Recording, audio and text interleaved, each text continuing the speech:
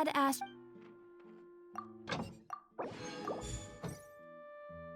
Add ast. Thank you for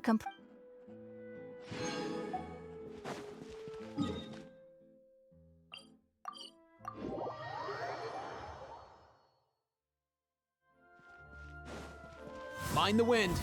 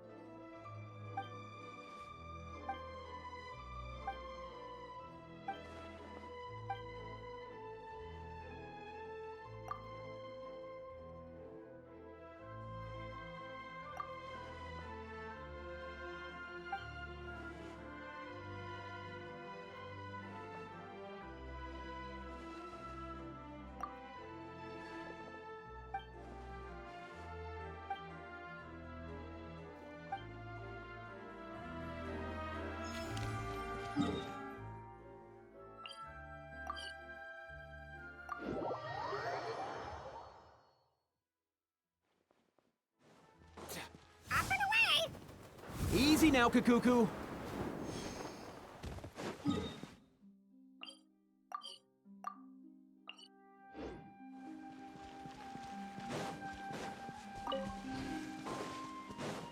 Let's go.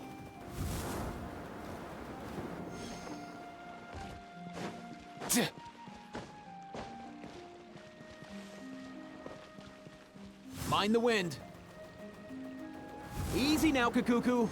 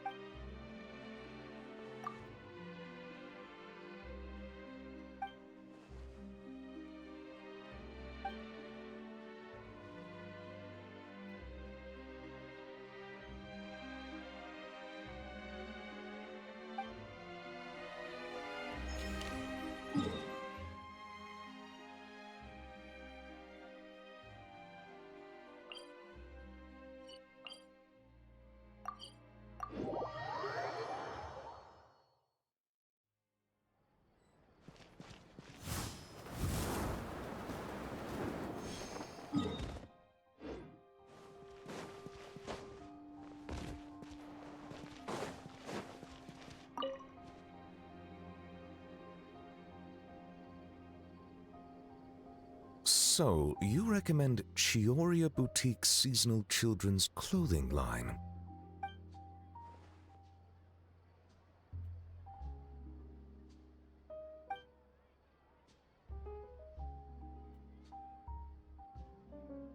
In that case, I shall place an order. Greetings, traveler.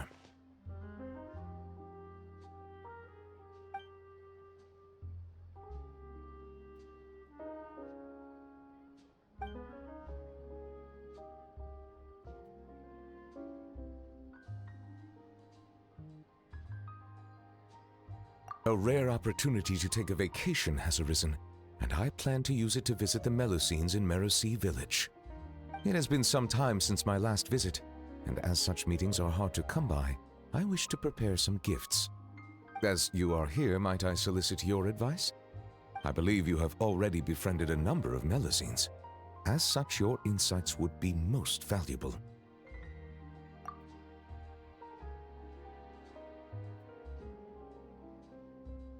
Indeed, given the environmental variations there, some waterproof paints would make a good gift.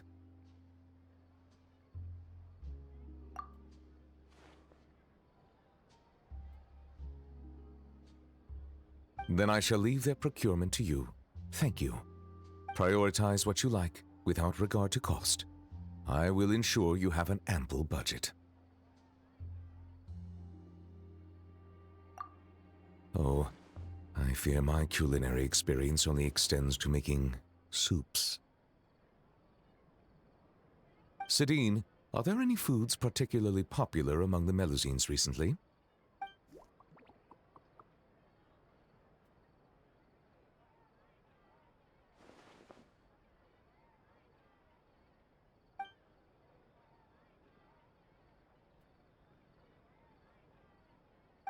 Oh.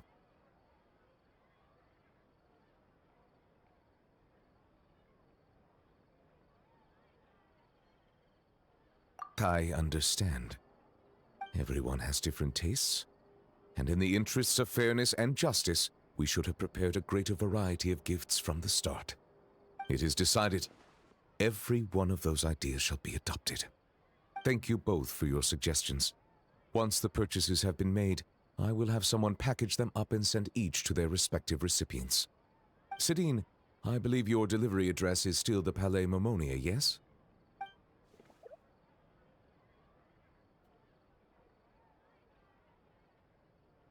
Of course. As I said, opportunities like this are hard to come by, so every Melusine should receive a gift. And you are a Melusine too, are you not?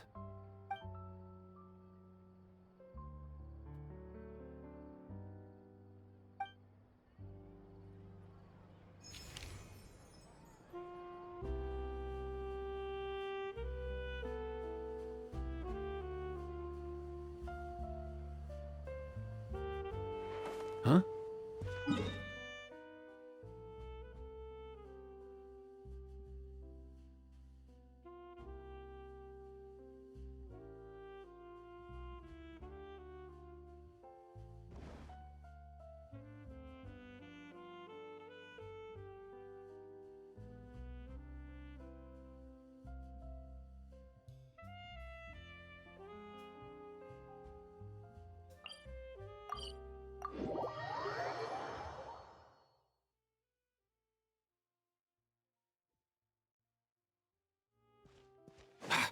Yeah. Huh. Up and away!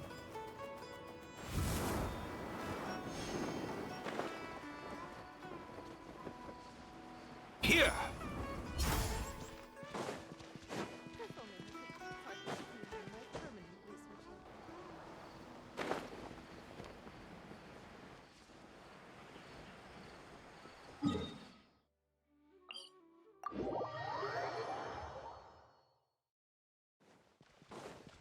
Mind the wind.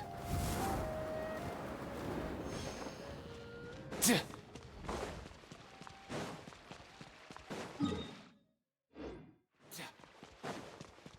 Tch. Let's go.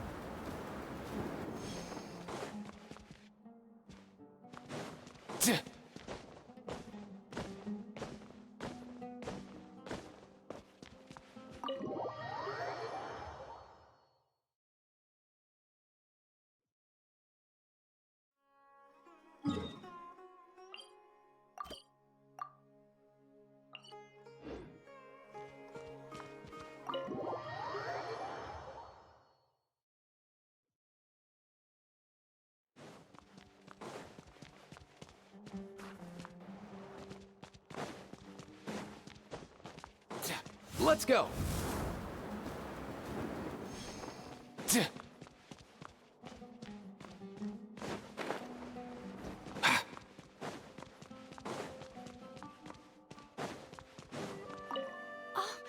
Okay, I've got it. Thank you, Kale.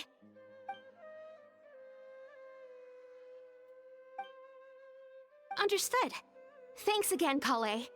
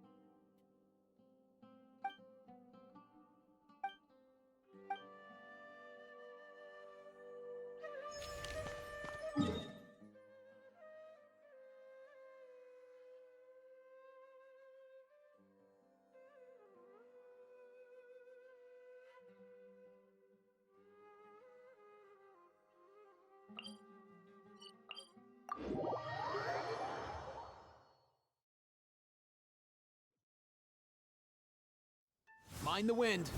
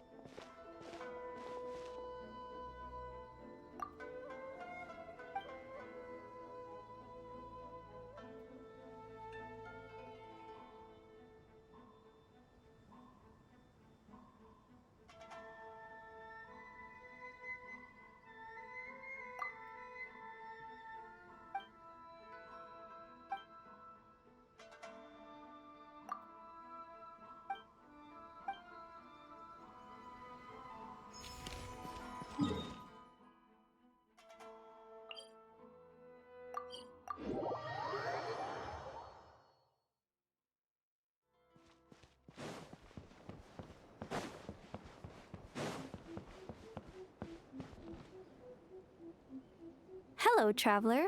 Are you here for a fortune slip? Apologies, but now isn't the best time. It is, and so are the bamboo slips within. However, we've run out of the corresponding fortune slips. That is, the paper slips expounding on the fortune.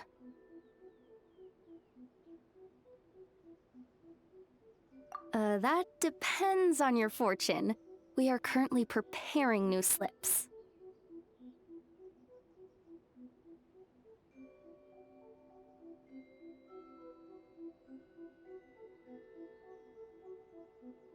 Draw a slip.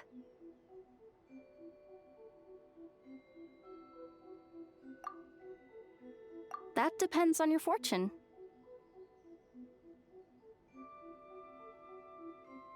Till right about now. Congratulations on your great fortune. Oh my, I was just wondering who wandered by. Why, it's you, little one. Are you here for a fortune slip? That they are, yes. Everyone in Inazuma seems to be getting more anxious by the year. Oh, won't someone think of the rising paper consumption? We just restocked earlier too, and poof, gone again. Even the great fortune slips are nearly gone. Oh, Truly, the troubles of being a Guji never cease. Still, you're in luck today. Here you are, Ringo. 300 fresh good fortune slips written by yours truly in a single sitting. Should be enough to tide us over. Well now, that depends on everyone's fortune, of course. Now, little one, aren't you here to seek yours? Go on. I'll cover your eyes while you draw a slip.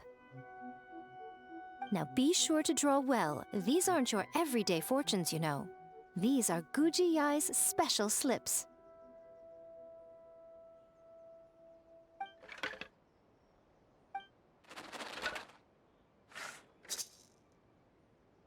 See? Ringo was right. Yours is a great fortune after all. Shh. Now. Don't let the whole world know, or yokai might come and snatch your good luck away. This fortune slip was personally written by the current Guji of the Grand Narukami Shrine herself, Yai Miko, so it's quite potent. Guard it well, lest it ends up in the hands of a tanuki or baku. All right then. As always, I leave the rest to you, Ringo. Yes, Lady Guji. That's exactly what she means. What Lady Guji wrote were the good fortune slips. The bad ones are yet to be completed. Alas, any fortune I write would simply be too potent. Surely such power shouldn't be used to foretell doom and gloom. Safer then to have dear Ringo pen the misfortune slips. The well-being of every visitor to our shrine is at stake. Now, I'm off to write the modest fortunes. Do enjoy your wonderful fortune today, little one.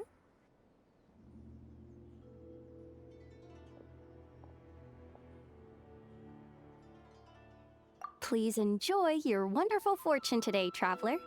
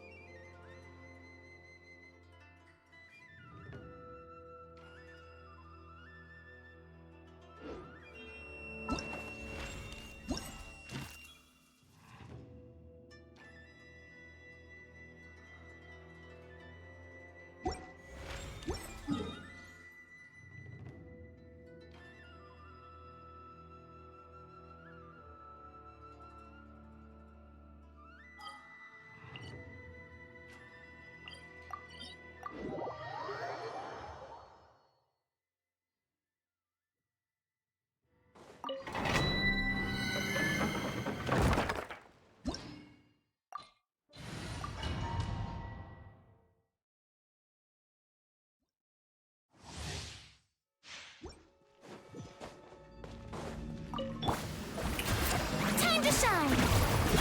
He's free. Time to say hello. Oh, a dash of frosting! Goose on the loose! Off and away! Ah, why can't you play nice? Come here, you little rascal.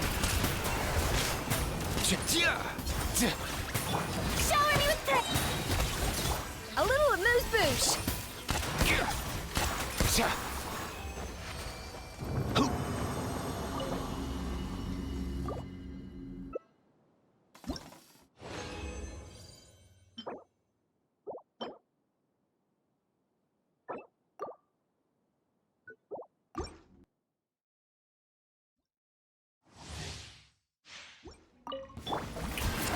Let the world come alive! Not too far now. Tell me what you see. The pinnacle of excellence!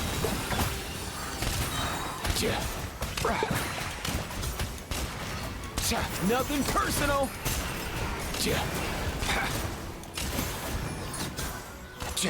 Be free. Time to say hello. Strike a pop! Off to the freezer!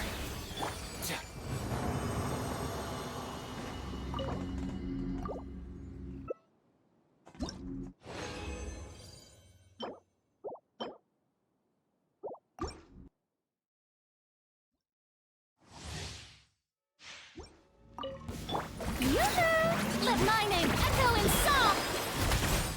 A little amuse-bouche. Goose on the loose.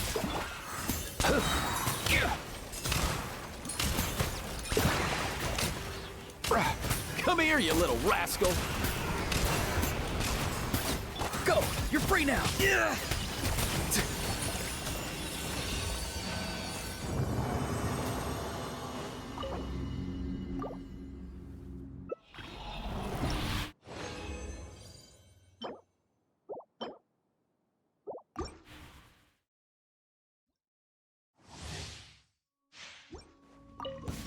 Strike a pose. Time to shine. Farewell! A dash of frosting. The pinnacle of excellence. Tell me what you see. Mine. Nothing personal.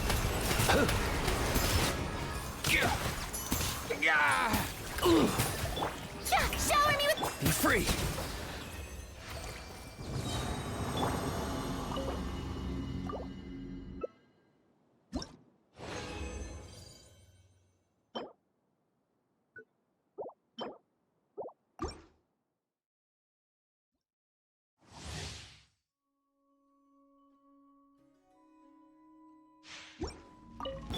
Strike a pose. Let the world come alive. Not too far now. Time to say hello. A little... goose on the loose. Yeah, off and away. Come here, you little rascal.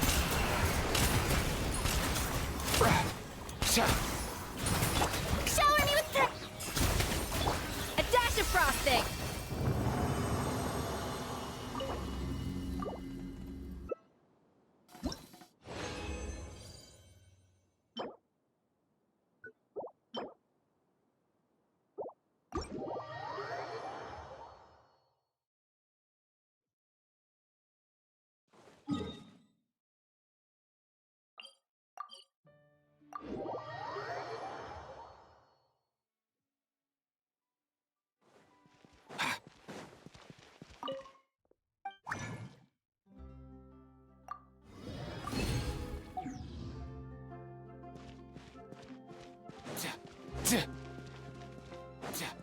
Add as...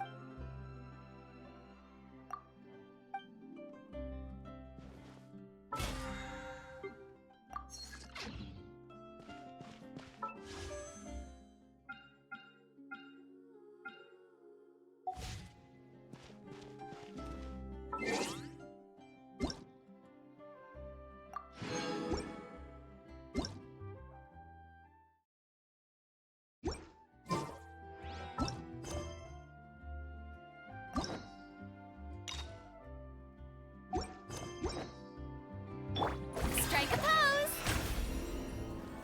Time itself is a science. Exactly. But none of them believed me.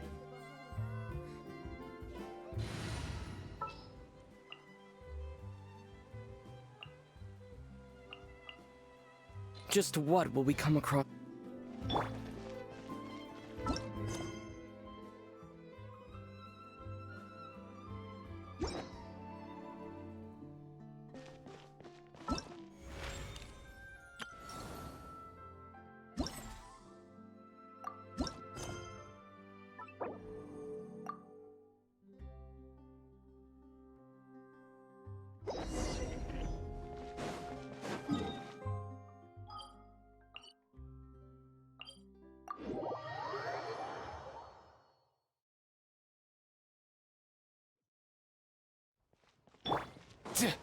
Let's go.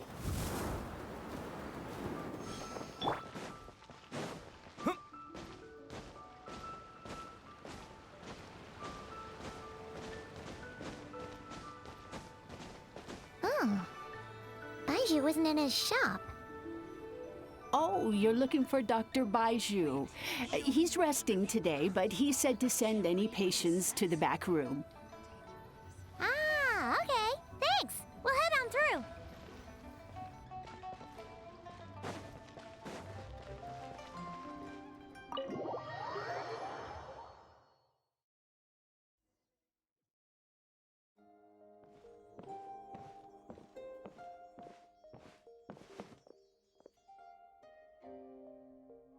Traveler, Paimon, welcome.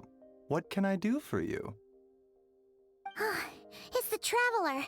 He looks absolutely beat these days. He has these huge dark circles around his eyes, like he hasn't slept a wink. And he keeps spacing out. You have to call his name several times before he snaps out of it. What do you think it is? Is he sick?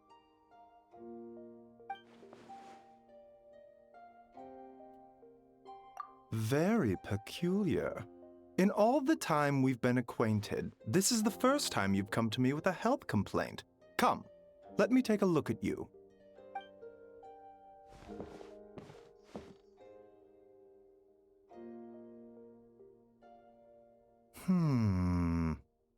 Okay, Paimon does not like that expression, Baiju. It's not serious, is it? Complexion is good, eyes are clear, breathing is steady, pulse is strong. Physically, you appear to be in good condition, Traveler. In theory, your energy level should reflect that. You should be feeling right as rain. Hence my concern. A clean bill of health is usually a good thing, but in this case, it likely means your situation is more complicated. Physical illnesses come with detectable symptoms that can be used to diagnose, medicate, and cure the condition. But afflictions of a non-physical nature, they fall outside a doctor's realm of expertise. Huh? What do you mean, non-physical nature? Curses, dark magic, it's hard to say. It could just as easily be a simple case of mental fatigue. Why don't you rest here for a bit? Whatever it is we're dealing with, clues to your condition are sure to reveal themselves in time. Once we know the root cause, we can administer the right treatment.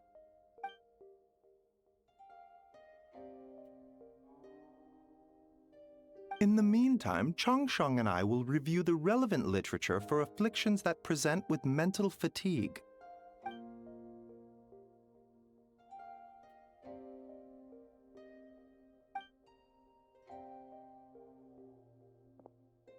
Oh, must be a rare condition if not even Baiju and Changsheng have seen it before. Well, all we can do is take their advice. You look like you're about to collapse anyway. Just get some rest. Paimon will be right here by your side. Fingers crossed you'll be all better when you wake up.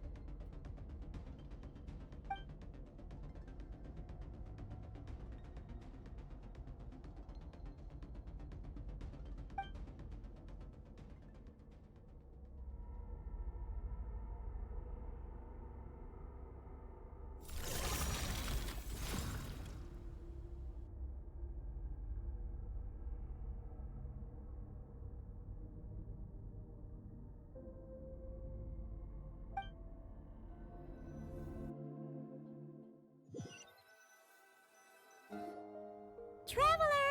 Traveler! Rise and shine! Time to wake up!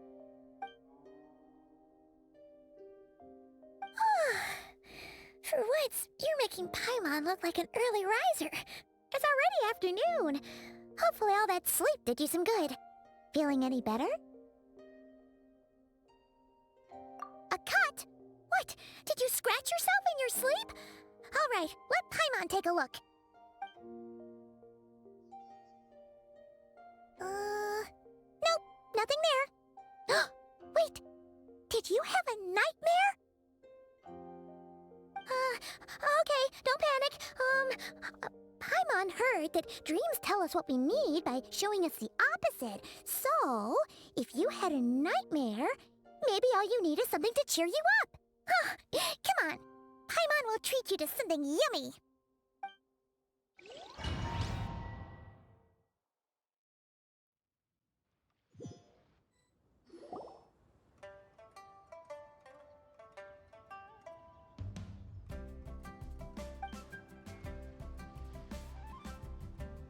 What?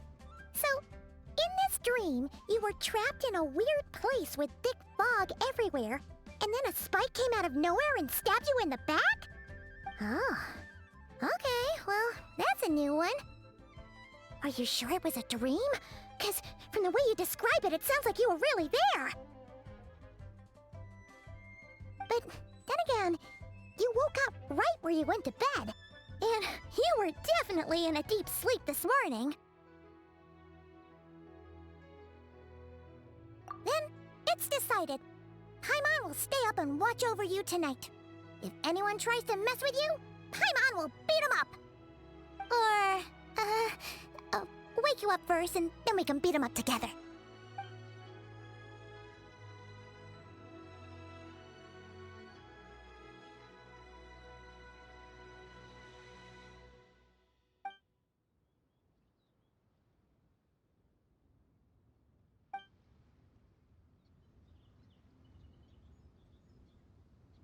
Something is missing. Did you just say something? The flesh remains whole, but the soul is incomplete. Left unresolved, the mind will wither away along with it. Ah! What the? Wait! Paimon remembers you! Your child's master! Skirk?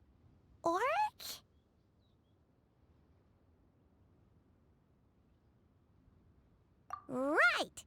What are you doing here? The last time we saw you was at the Primordial Sea in Fontaine, right? But then we left and never learned where you went after that. Child's been looking everywhere for you, by the way. What brings you to Wanmin Restaurant of all places? You came here looking for us? And were you the one behind that hocus pocus just now? Tell me, what is it that you saw?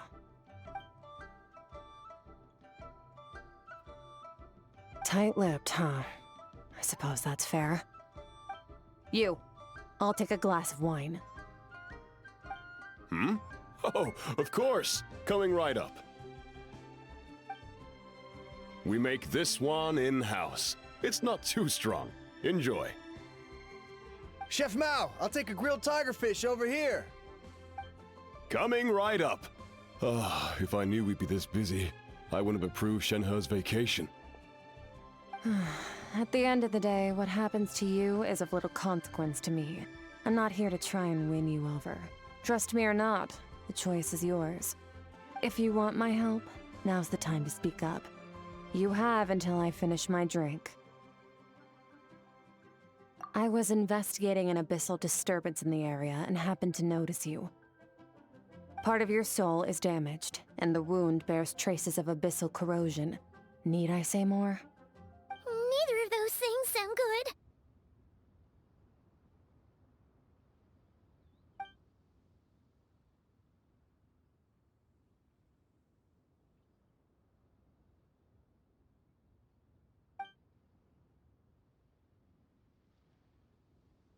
Well, should we trust her?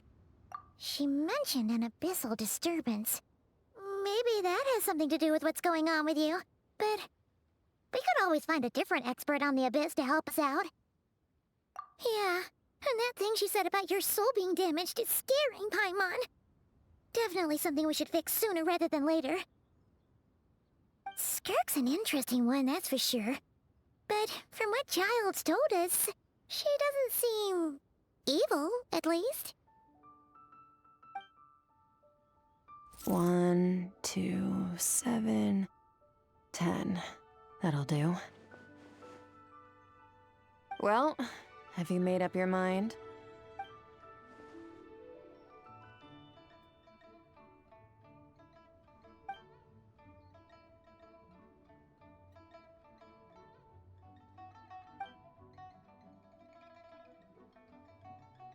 So, that's all we know, Miss Skirk.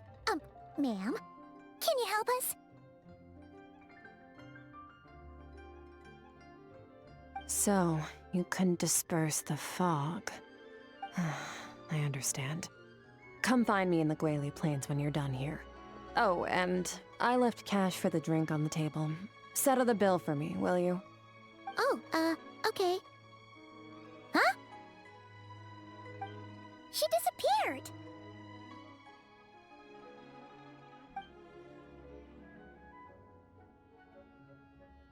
Wait, hold on. You overpaid. Here's your change. Oh, no. This includes the drink, so it should be the right amount. I didn't think you two ordered a drink. We didn't. It was that lady who came and sat with us, remember? You brought it out to her yourself. You sure? I could have sworn there were only 2 of you at that table. What? What'd you put in their dish, Chef Mao? Some kind of hallucinogenic mushroom? You got them seeing things. Seeing things? Wait, so neither of you noticed her? Young lady? About this tall? Wearing a purple dress? She ordered a glass of wine! Oh, now you mention it, that vaguely rings a bell. And it looks like I did open the wine jar, so it must have just slipped my mind. In any case, that settles your bill. Come again soon.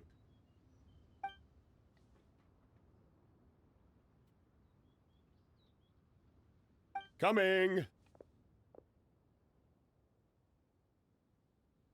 Okay, what was going on there? It's like they didn't remember Skirk being there at all. Even Paimon was half convinced we hallucinated the whole thing. But that Mora she left for us was definitely real. Oh, this whole situation is giving Paimon the creeps. But anyway, she told us to head to the Gwali Plains, right? Let's not keep her waiting.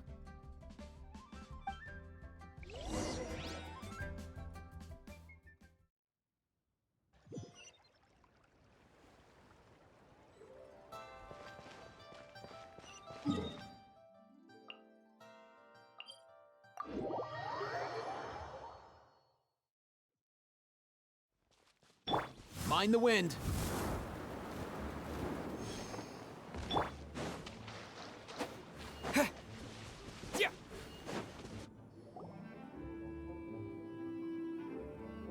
Whoa, what are all these rift hounds doing here? Huh, looks like they're collecting something. Let's go check it out.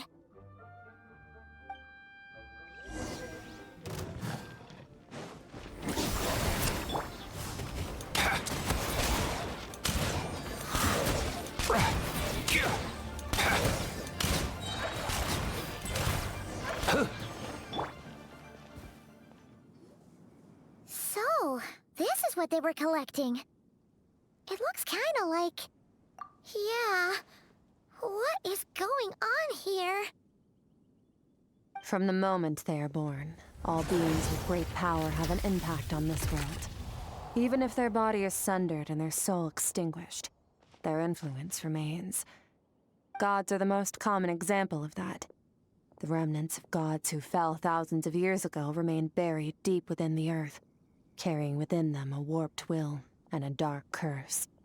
Together, these remnants form what you call god remains, and it appears that some of those sealed here were dug up and removed. There are traces left, but they're fading fast.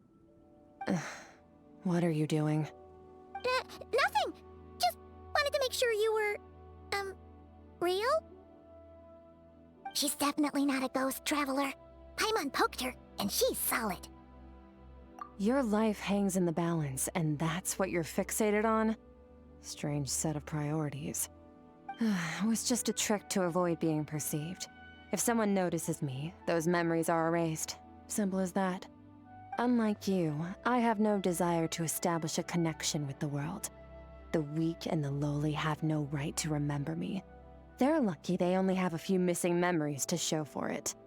Now, can we please get back on track? Okay. Where were we? Right. The god remains. So, basically, there's now less of them here than there used to be, right? Isn't that a good thing? In our experience, god remains are 100% bad news. A lot of terrible things have happened because of them. Maybe it's a good thing by human standards, but power doesn't come from nothing, and it doesn't just disappear for no reason. The remains aren't just gone, they were taken. Very clever, Traveler. You aren't the only one who had something taken from you. There are victims like you everywhere. The only difference being, you can speak, and the remains cannot, so it went unnoticed. Something similar happened in Sumeru. Within the span of one night, countless consecrated beasts were slaughtered, and a large amount of the god remains buried in the desert went missing. Of course, god remains are just one of the targets. The culprit is chipping away at sources of power all over this world, including the Stella Fortuna above. Wait, you mean... the stars? Mm-hmm. 42 of them have died out in the past few months alone. In Conria, people believed that powerful individuals have corresponding Stella Fortuna.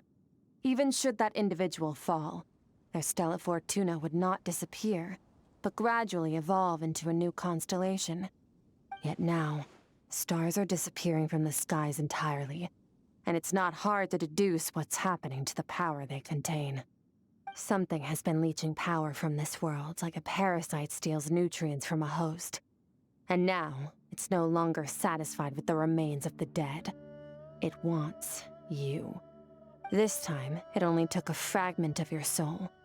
But next time, there's no telling how far it could go. No one knows. All I know for certain is this. Getting back what you lost will not be easy. Considering how much power this entity has stolen, it must be a god-level being by now at least. But that's not the real concern. Souls are fragile things, and yours could easily be crushed if you go up against it. So you're gonna help us, right? We're going to help each other. You are my ticket to uncovering this thing's true identity. Well, great! You seem super strong, and you know a lot about the Abyss, so Paimon will take it. Don't get all mushy on me. All I'm doing is helping you get back to normal after a sudden crisis. And I should warn you, getting mixed up with me can have unforeseen consequences. We're on very different journeys. You don't want to be in my debt, trust me. You help me uncover the truth behind this entity, and I'll help you recover what you lost. This is a transaction, that's all. You would do well to remember that. Now, come along. Yeesh! You'd think she'd be a little friendlier since she's agreed to help us. But nope, she's just like when we met her in the Primordial Sea. So cold. Well, whatever. If that's how it's gonna be, then she doesn't deserve our friendship. What she does deserve is a super embarrassing nickname. Ah! Paimon's got it. Frosty the Lavender Melon! Serves that Ice Queen right! Anyway, the important thing is that we get that piece of your soul back. So, let's follow her and see what sort of plan she's got.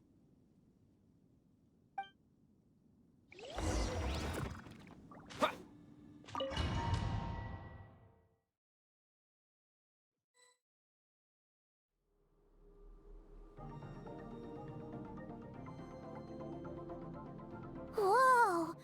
This place is way bigger than Paimon expected. Where are we? This is where I live. I suppose it's the closest thing I have to a home here. It is. I brought you here because time flows differently in this place. I don't know how much Ajax has told you, but when he fell into this space, I mentored him for 3 months. In that time, only 3 days passed in the outside world. Ajax? Oh, right! That's Child's real name! Yeah, Paimon remembers him mentioning something like that.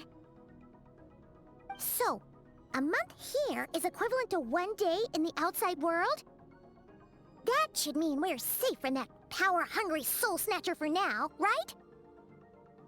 Yes, well, I didn't bring you here just to show you around. In the outside world, the Traveler could be attacked at any moment. But coming here has bought us quite a bit of time. Now, we just need to figure out how to investigate that place you saw. The one full of fog. Both your description and the abyssal disturbance I felt point to that space having some connection to the abyss. It could even be a domain similar to this one. The thief who stole that fragment of your soul is hiding there. But the abyss is a chaotic and turbulent place. If we want to pinpoint their location, we need to see what that space looks like without the fog. Abyssal power can grant a special form of sight. Have you ever wielded abyssal power before?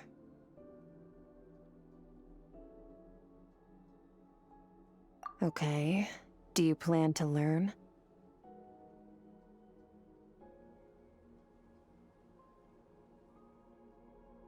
That tracks. All the information you have suggests the Abyss is something sinister, and that abyssal power is a wild and dangerous force that always spells disaster. And you're saying that's not true? Depends on your perspective. Floods and hurricanes take countless lives too. But if one day you gain the power to control them, what was once a calamity is now just another tool in your arsenal. I'll respect your opinion, though. Just means we have to turn to the second best option. A little abyss crystal that contains my power. Wear it on your head, and we'll be able to perform dream mirroring when we fall asleep. Dream mirroring? It means experiencing whatever the other person is dreaming. Everything they see, think, and feel. Since you haven't studied the art of using abyssal power, and have no plans to jump in the deep end right now, I'll have to do the investigating for you. With dream mirroring, every time you slip into a deep sleep, I'll see with my own eyes whatever scene plays out in your mind. Then, I can guide you through the dream environment, and we'll take back what was stolen from you. Huh. You make it sound so simple.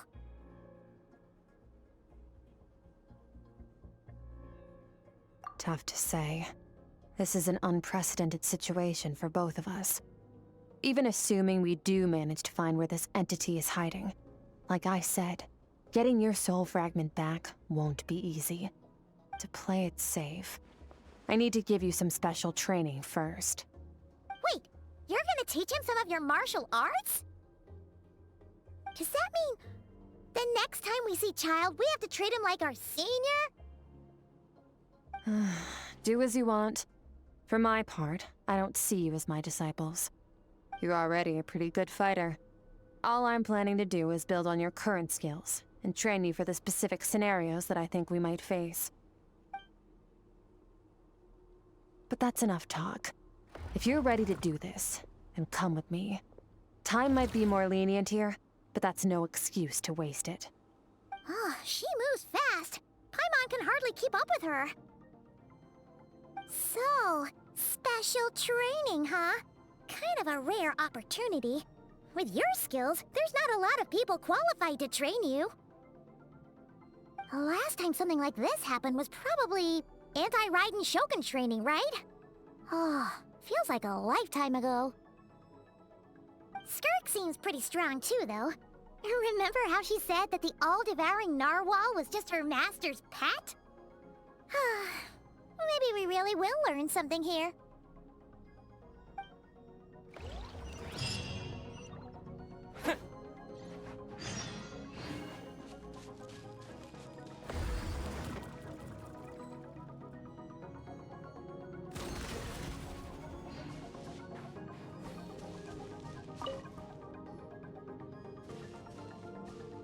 Ready?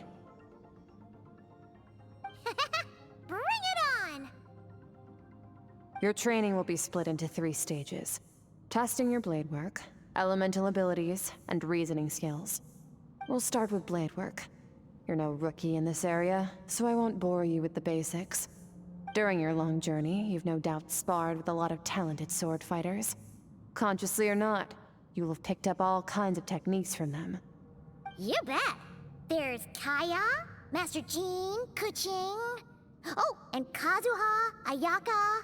Yeah, we've met sword masters like you in every nation we've been through. You sparred with a bunch of them too, right? Nice to know it's all gonna come in handy now. Don't get too smug. In sword fighting, techniques alone are not enough. You need a cohesive system to bring it all together. A style or school of fighting. To use the human body as an analogy, your style is your skeleton. The foundation, the framework. Techniques are the muscles and other flesh attached to the bones. This is where your strength comes from. Improving your sword fighting is like growing that body. If your frame got bigger and taller, but you didn't add any muscle mass, you'd be weak and flimsy. Then again, if you packed on pounds of flesh without a big enough frame to support it, you'd end up bloated and unwieldy. You need to do some introspection. Take a good, hard look at your past experiences, and figure out which parts of what you've learned are just techniques, and which parts can be used to form your own system of blade work. Only then will you get the full utility out of all your thoughts and observations along the way. Only then will every strike you deliver make perfect sense. Wait, is that it? Paimon thought you were gonna teach him some cool new moves. Like when you went swoosh and opened a tunnel to another place. One day, you'll reach a new level of power where you realize that even that's as basic a trick as any other. But right now, our sword styles are so wildly different that teaching you mere techniques is pointless. There are no shortcuts in the pursuit of power. Failure is your best teacher, and rigor is your coursework. That's all I have to say. Time to make a start. Train until you're satisfied with yourself. Now focus. Destroy the crystal columns as swiftly as you can.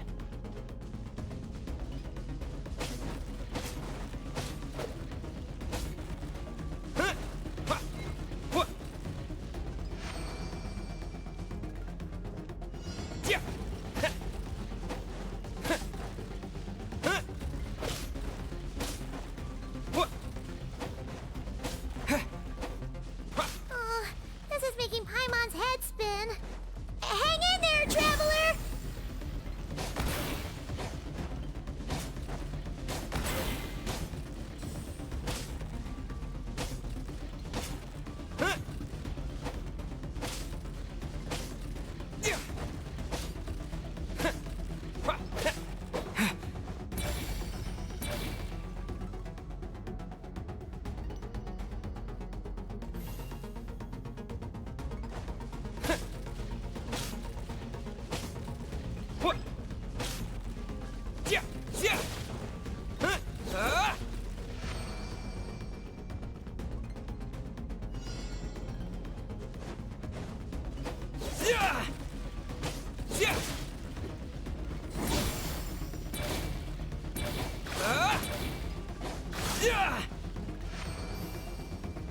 Stay calm.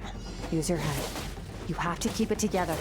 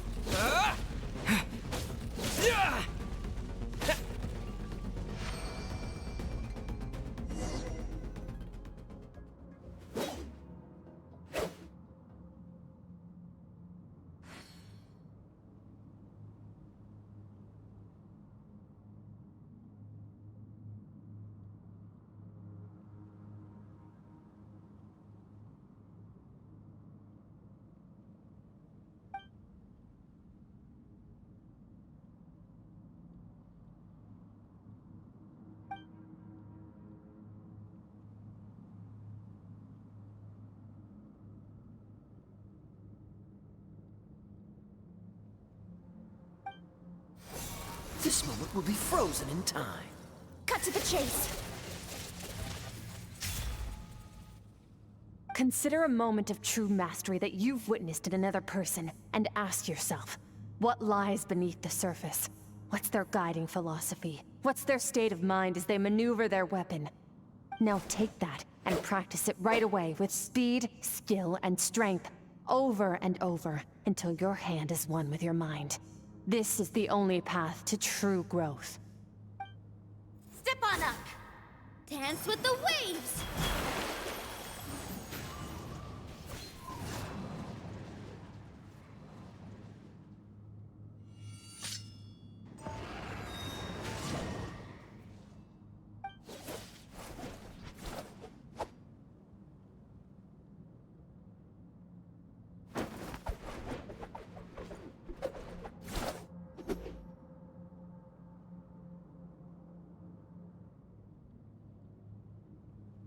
If you start to tire, empty your mind, but do not stop.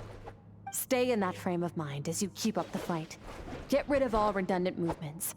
Imagine your sword is an extension of your own body. Wield it just as you wield your arms, hands, and fingers.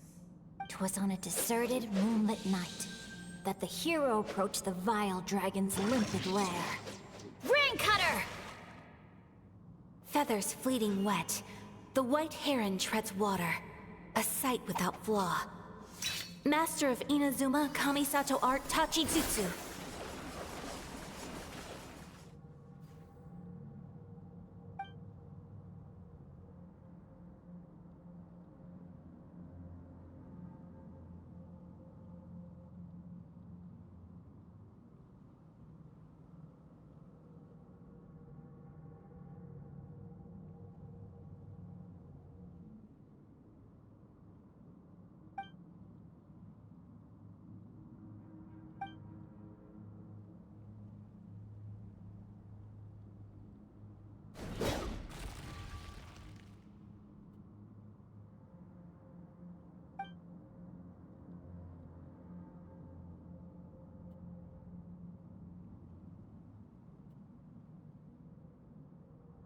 Huh.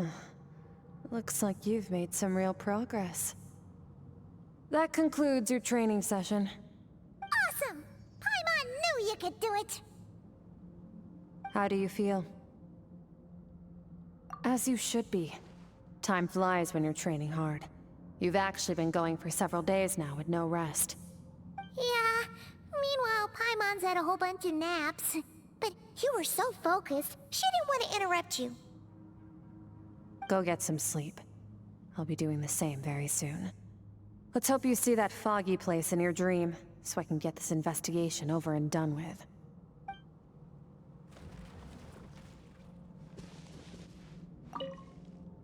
Sometimes, you have to practice a single movement 1,000,000, maybe 10,000,000 times, before the breakthrough moment comes.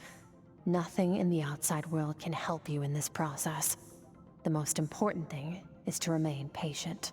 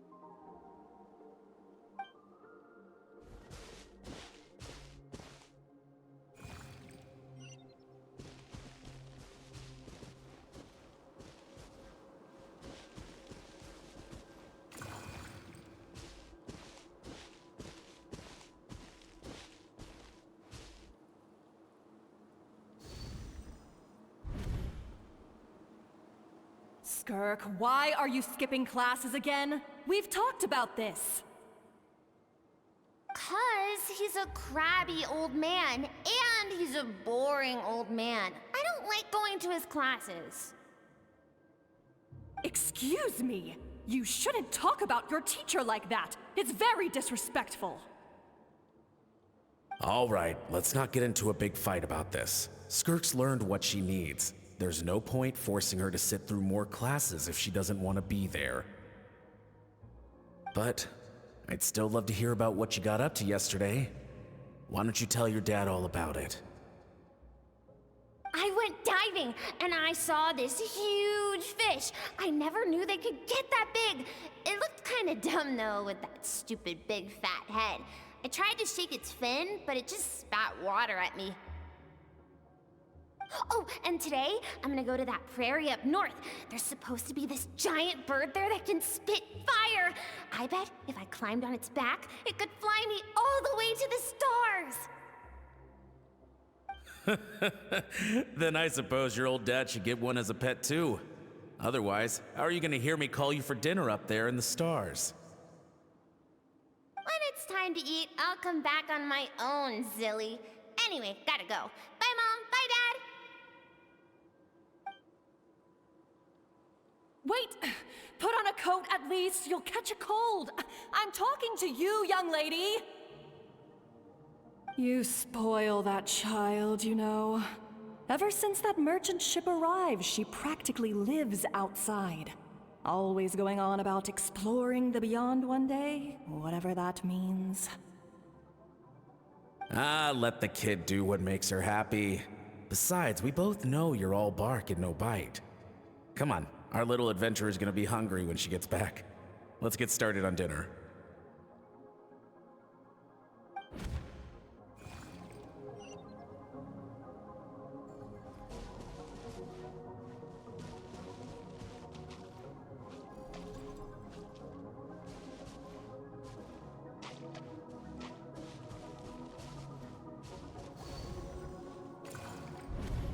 The stars shimmer high above. But what lies beyond the stars? Mountains as far as the eye can see? An endless snowy plain? Or maybe buildings taller than the sky, like the people from the merchant ship said? I can't be the only one asking these questions. The universe is fascinating.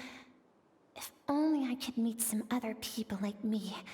We could set sail together and explore every corner of the world. I'm sick of being a kid. There's so many amazing things out there, and I'm ready to see them all. But for now, I'm starving. Better get back.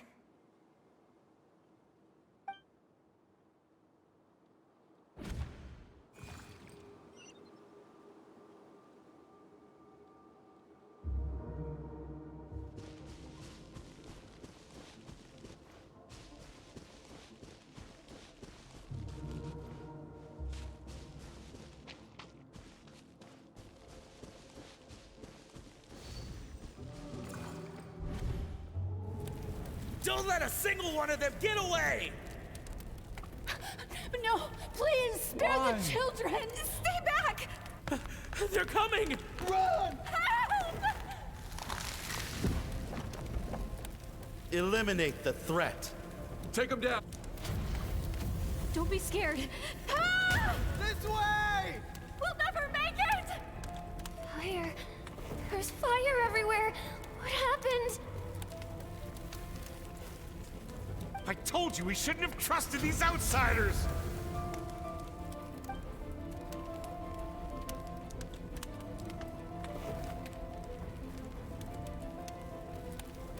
Why are you doing this? What did we do to deserve this? We welcomed you with our finest food and drink, showed you the best our home has to offer, gifted you cloth dyed by our own hands. And this is how you treat us? Run! Save yourselves! Captain, Zone 3 is clear and we have Zone 2 surrounded. Begin extermination. Remember the orders from upper command. No one is to be left alive. Rest assured, sir. We have enough munitions to annihilate these savages and burn their entire civilization to the ground. Good. The only ones who put up a real fight are that man and his wife, correct? What's their status? We shot the man in the ankles and the wife broke her wrist attempting to fight back. They won't be doing much more fighting. They're holed up in their home for now, but they won't last long. To prevent them from making some kind of last stand, we're planning to clear out the other zones first so we can send a bigger squadron to surround them. Well, well.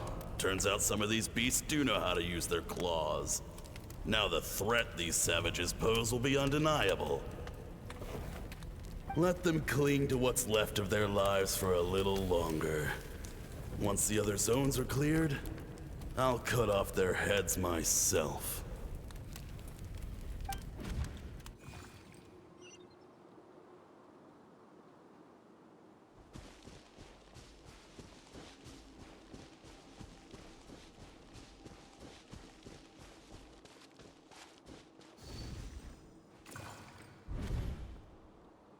Dad? Mom? Skirk, you're all right? Thank heavens. I'm so happy to see you, sweet girl. But you need to go. It isn't safe here. They'll be back any second. What happened? You're bleeding a lot. Dad?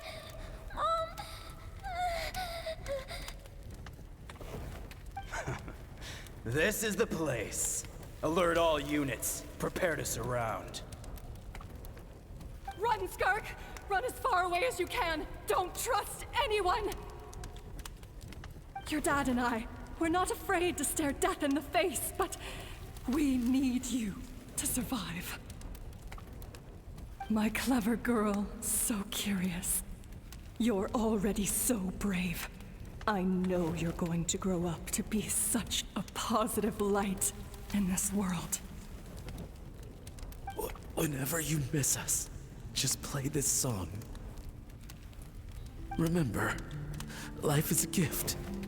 Don't let darkness claim it. Break down the door! Look what we have here. A savage that can pluck a tune. Well, the show's over.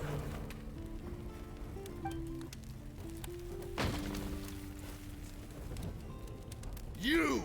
Stop singing! Shut it! I said shut it or I'll make you! Fine. Have it your way!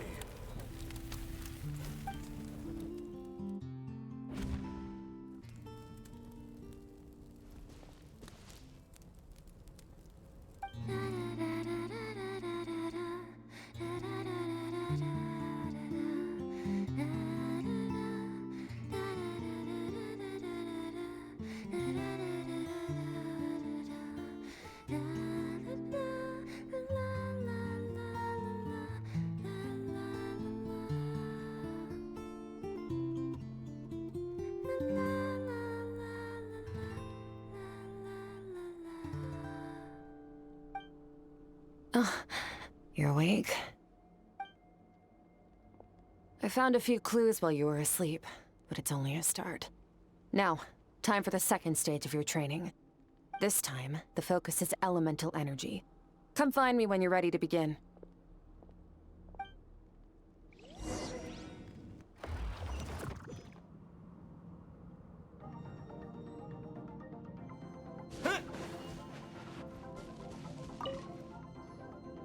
Man, staying in the abyss feels so surreal, don't you think? No day and no night. It's like time hardly exists.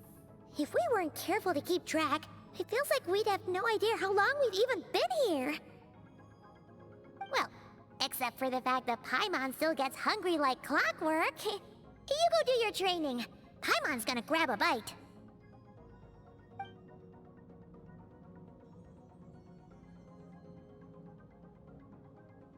The way I see it, the pursuit of power is divided into 3 stages. The first is mastering the use of standard weapons. Next is learning how to harness natural energy. And after that, you're free to challenge even higher dimensions. The natural energy of Teyvat is, of course, elemental energy. But that's not my area of expertise. I draw from a different source of power. Abyssal power, yes. Also known as the power of the Void Realm. My master, Sertologi, is a true expert in that area. After all, he was one of the group of 5 that infamously stole the all-encompassing power of the Abyss. An act for which the people of Conria gave them the epithet, the 5 Sinners. The elemental energy of Teyvat, on the other hand, is derived from the power of the Light Realm. These 2 forms of energy exist in direct opposition to each other. Suffice to say, there's not much I can teach you this time. A keen observation, traveler. Call it respecting local norms. The Abyss stands in direct conflict with the will of this world. So, to make my life easier, I disguise my power to make it appear cryo-like in nature. It's a technique I learned from some Conrian ruins, known as the 7 Shifting Serpent. If you ever change your mind about delving into abyssal power, I can teach it to you. So I've heard. You seem to have a knack for removing abyssal power. But is purification really what's going on there? Like I said, power does not simply disappear. Just thinking out loud. Let's focus on your elemental training. That's what's gonna help us if the situation gets tricky. True growth comes from adversity, but only if you make the choice to pick yourself up again every time you fall. So, it's time to push yourself to the limit, and then keep pushing. This is the only way to advance at pace. Use the power of Animo to clear the field as fast as you can.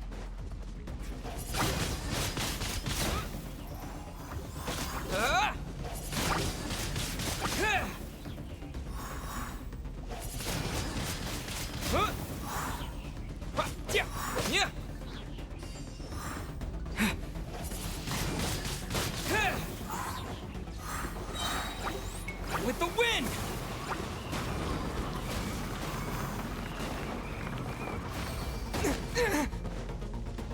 Observe your surroundings.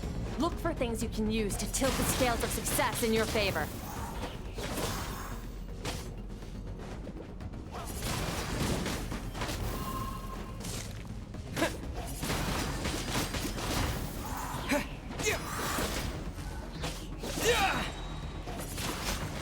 Windblade! Disappear!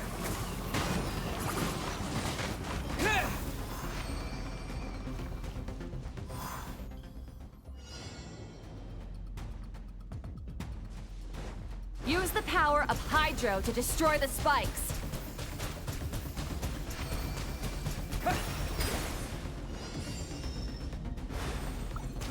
Faster.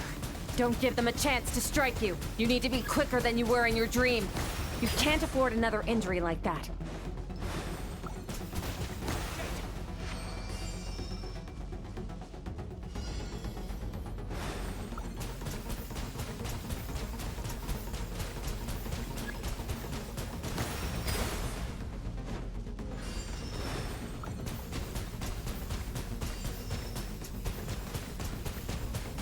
Water jet!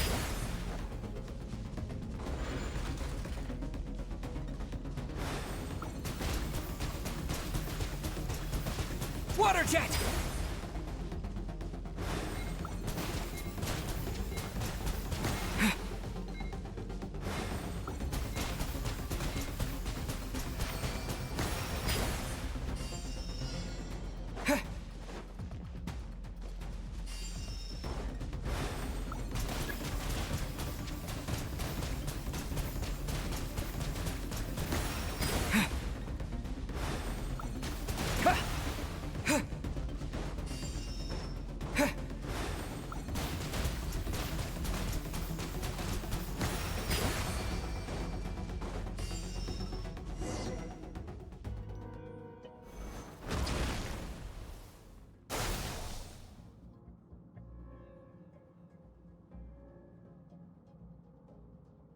You need to understand what makes you special.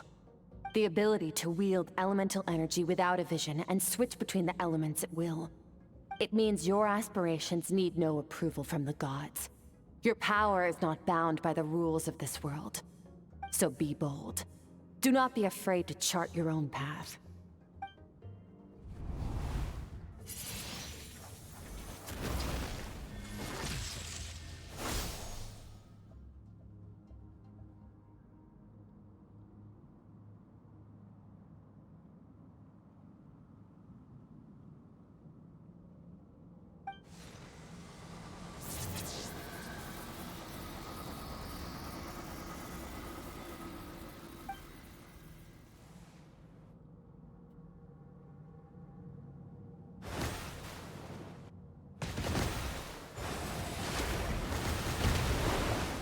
Very good.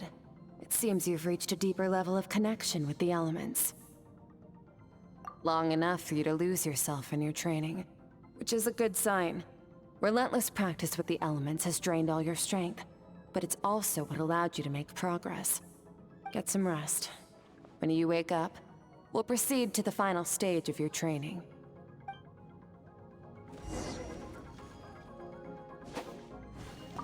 If you wish to master the elements at a fundamental level, you must see the entire natural world. Nature in all its places and forms. That is part of what it means to be a traveler.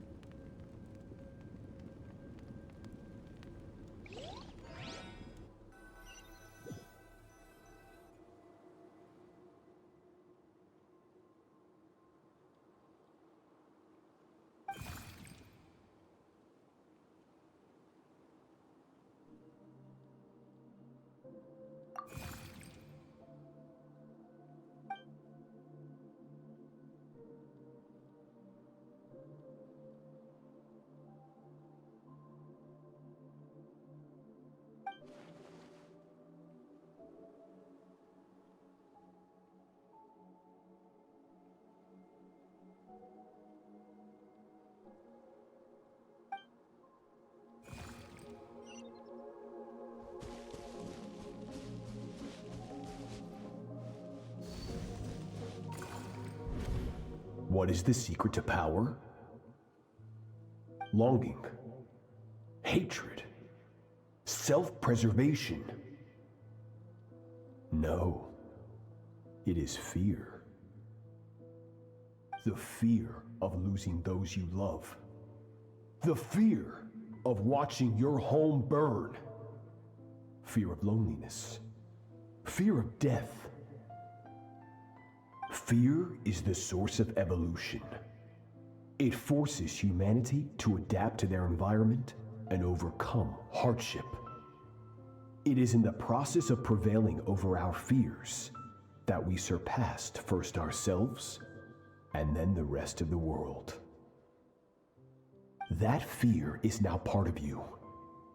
It calls on you to evolve. And it is time to answer.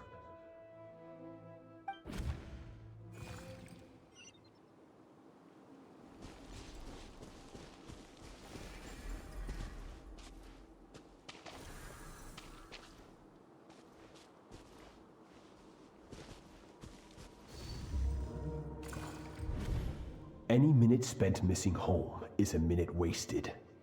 Practice your sword work instead. Do not make me tell you twice. But, Master, I can barely lift the sword anymore. If I keep going, I feel like my wrist is going to break. So it has not broken yet. Then pick up your sword and keep practicing until it breaks. I want to hear the cracking and splintering of bone. After all, bones can always be reset.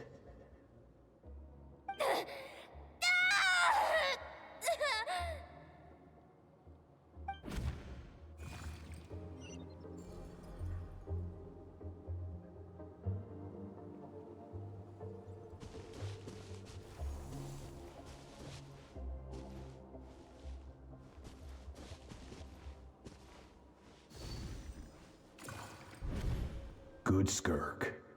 Once again, you survived. How do you feel? Cold.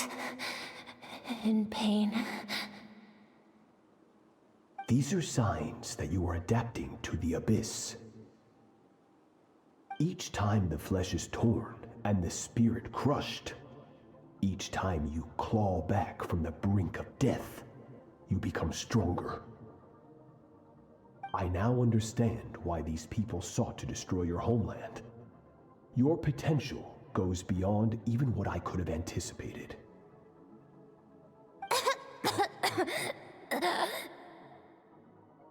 But you still have much to learn in your pursuit of strength. Your mind is rife with distractions. From now on, I shall show no mercy in your training. You must learn to shut out all the pointless emotion, crush the self that makes you weak, and become master over your physical form. Get up, skirk. Wipe the blood off your face. Cut away the rotten parts of your flesh. And mend what is broken. Then take up your sword.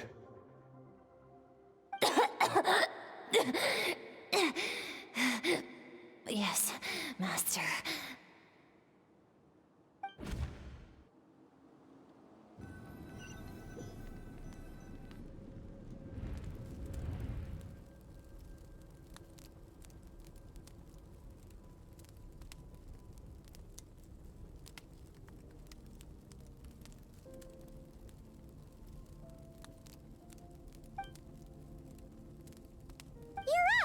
Hopefully you got some good rest. Skirk said to tell you that she's ready to start the final stage of your training whenever you are. So, want to head over now? Or did you want to wait a little?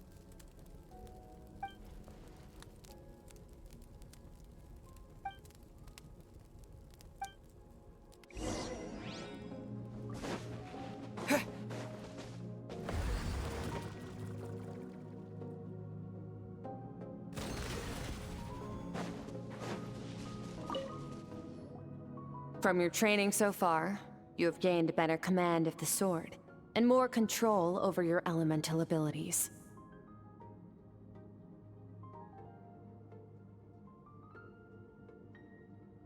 That's only part of it. Experience is the real teacher. Your journey, the friends you have made, the dangers you have faced. These have taught you more than I ever could. Now, it's time to focus on how you react under pressure. You must be able to think rationally, even in unpredictable combat situations. To simulate this, I'm going to attack, and you're going to block. Ready?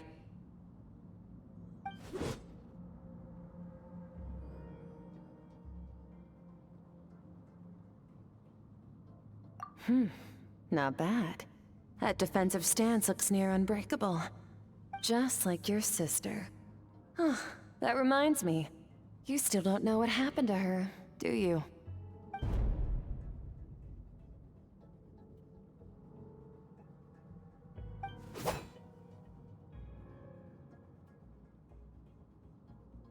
Hey, no fair! That's cheating!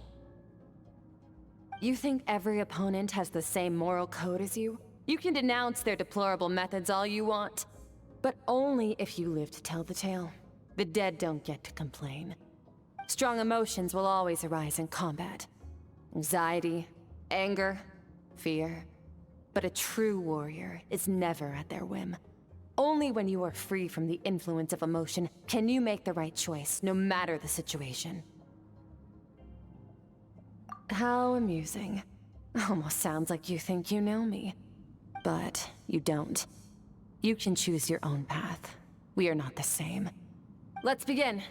Try to use reason over emotion. Make the most rational and advantageous decision in any given moment. This is your final training session. Look alive. Same drill as before, but this time I'm going to interfere. Hold your focus.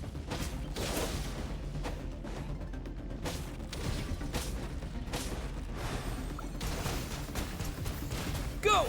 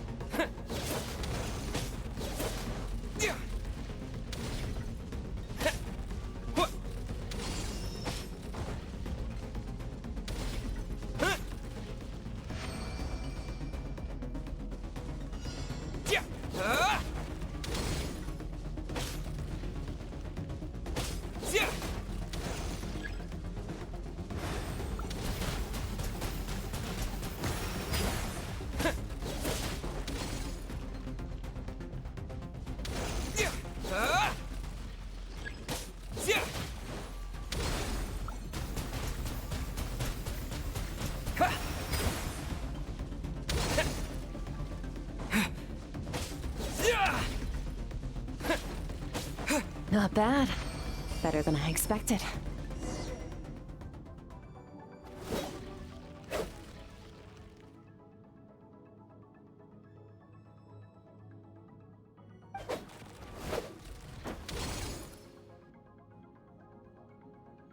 You're getting the hang of it.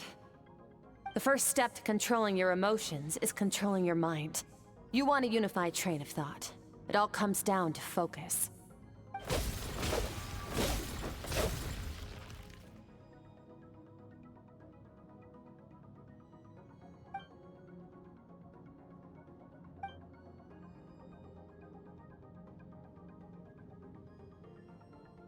Your mind is rife with distractions. From now on, I shall show no mercy in your training. You must learn to shut out all the pointless emotion, crush the self that makes you weak, and become master over your physical form.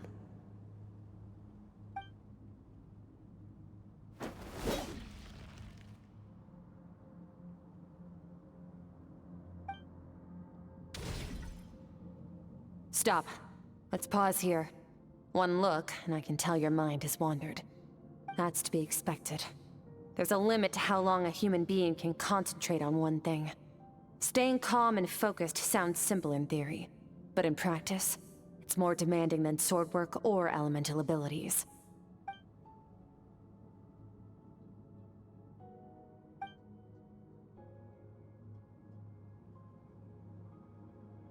Get some rest. No point training further if you're already dead on your feet. Like I said at the beginning, the only goal of this training is for you to reach a point that you're satisfied with. You managed to push past your limits, which is a good start. You can be proud of that, and sleep well knowing that you've earned it.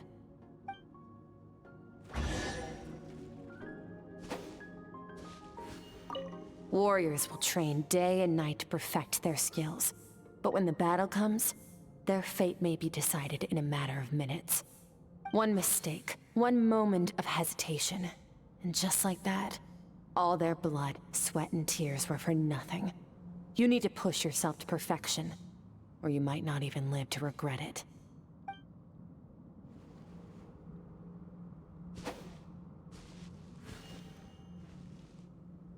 Warriors will train. One mistake,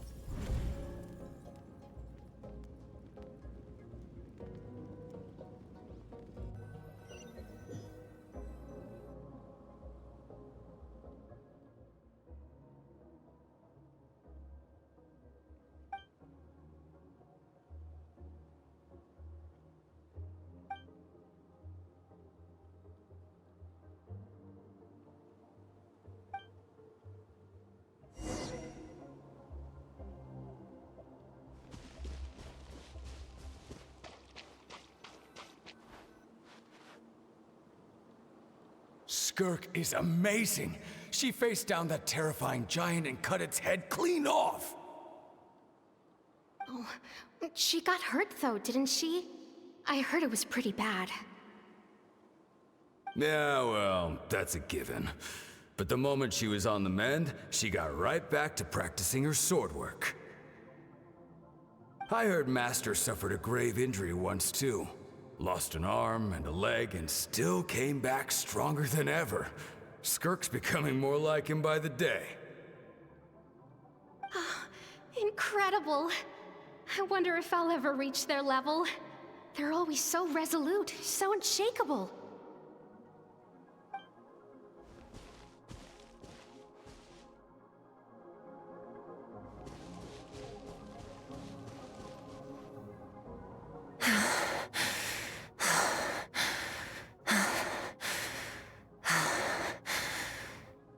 Pathetic. You're not even trying.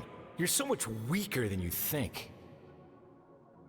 Skirk, have you become a positive light in this world?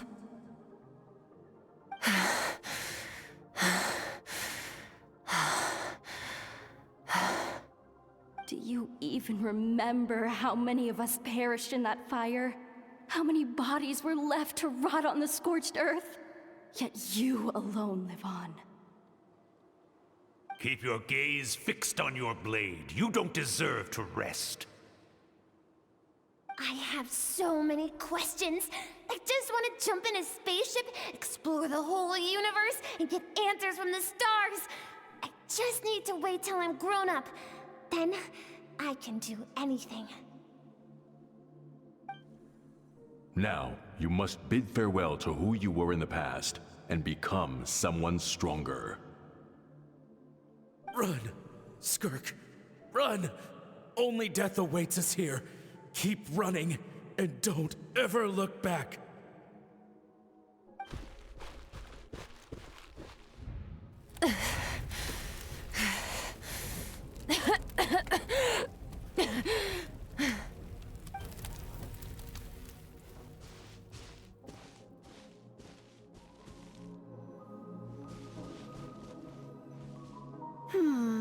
Let's see here.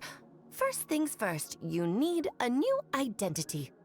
Going around telling people you're from somewhere beyond the stars won't do, now will it? How about saying you hail from beneath the earth instead? As the Conrian saying goes, venturing out into the universe and down into the abyss are the same in that both are braving the dark unknown. Well, I'm a visitor on this planet, so I'll follow the rules. Ah, splendid. That saves me quite a bit of trouble. Let me offer you a piece of advice in return, although it might not be what you want to hear. I know the pursuit of strength is important to you, but taking a moment for yourself every once in a while is never a bad idea. Ignore her existence for too long, and there will come a day when you can no longer hear her voice.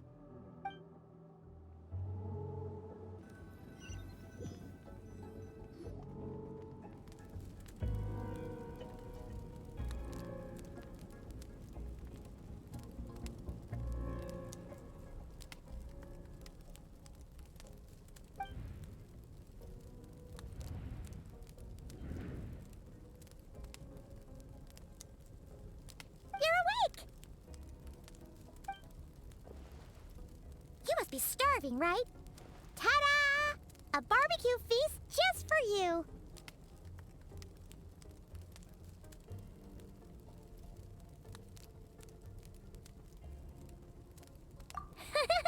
Of course you are!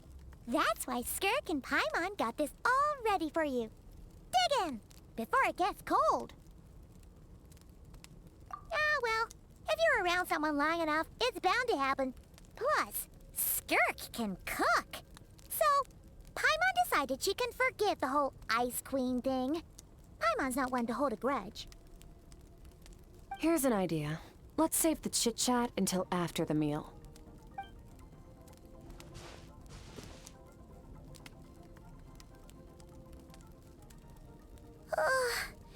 So full.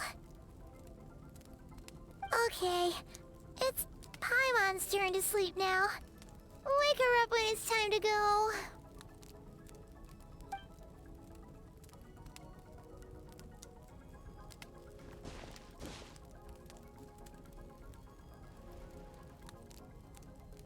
I have good news.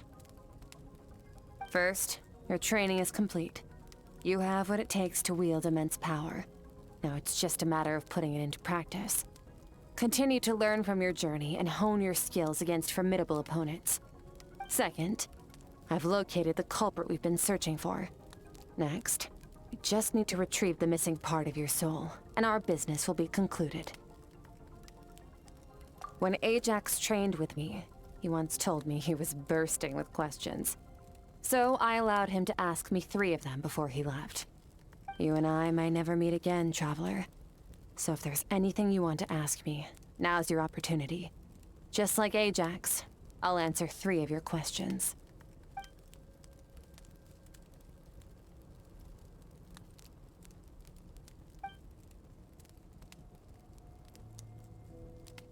Okay, not the angle I was expecting. What makes you ask that?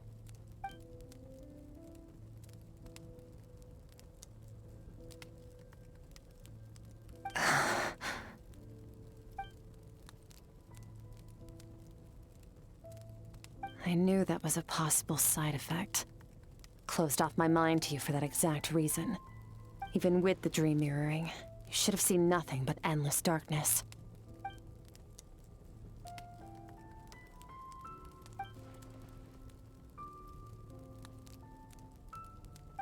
Whatever. Must have been a flaw in my execution. I shouldn't be too surprised. Due to some recent circumstances, my self-control has been lacking as of late. Since you've seen what you've seen, there's no reason to hide the truth. All I ask is that you keep it a secret. No, I'm not from Teyvat. I'm from a different planet. And there was a time when I journeyed through the stars. A lot like you in some ways. No, we're different in that respect. You're influencing the fate of this world. But me, I'm just passing through. Several hundred years ago, my master, Sertologi, opened the border between worlds and sent me here. But this is not my home. And one day, I'll return to the vast unknown of space. So, there you have it. On to your second question.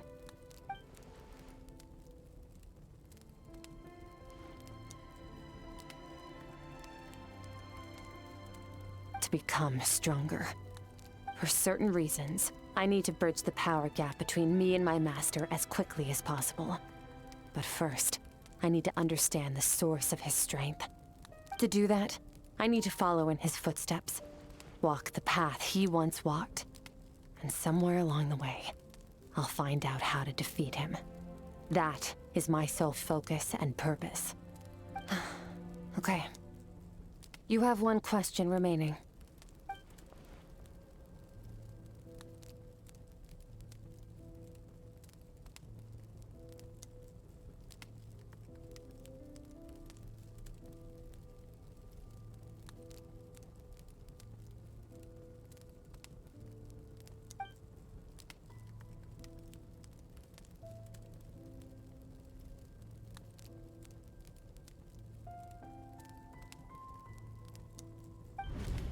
You make it sound so easy. Ever since the incident I experienced there, I've never stopped searching for Master Skirk and that unknown abyss. But it's been years now, and I've still found nothing.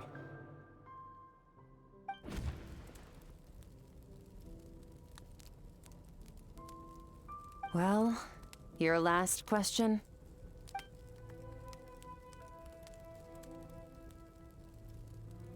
Ajax. His situation is different than yours. Before you ever crossed paths with me, you'd already encountered many formidable people, studied their techniques, and developed your own skill set. So, during your training, all I had to do was build upon that foundation. But Ajax was so young when he came to me. A complete blank canvas. Children can't help but imitate their role models. In the long run, that would only hinder his growth. Once Ajax has enough strength in his own right, I will allow us to meet again. Until then, let that motivate him to reach his full potential.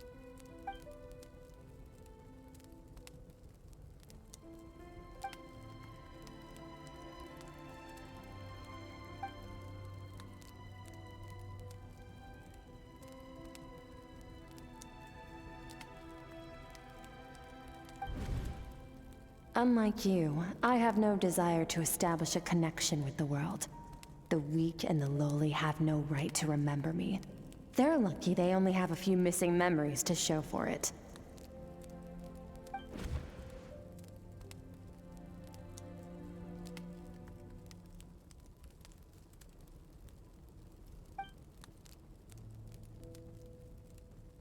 Wake up your companion. It's time to go. Oh, and everything I just told you. Best keep it a secret from her as well.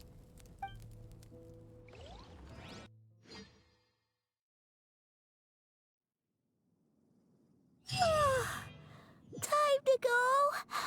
Oh, finally. Where are we headed? Just follow me. I'll open an abyssal rift close to the culprit's location. It will take us to where he's hiding.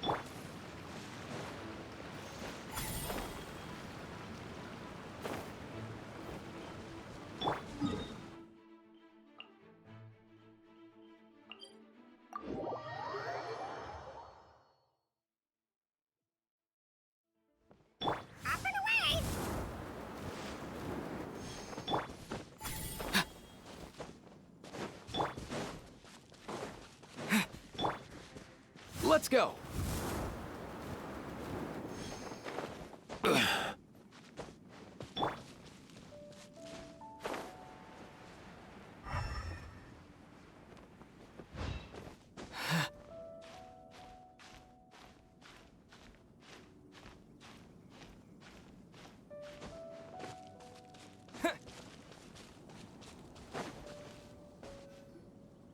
Wait.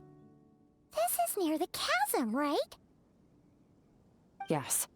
If we enter from here, we'll be able to reach that place from your dream. You have some experience with abyssal domains by now, but still, this is someone else's territory. Best to proceed with caution. Don't worry. Paimon's an expert at hiding behind other people for safety. Oh, but, that means you need to stay safe, traveler. All right. Remember your training. Time to put it to use.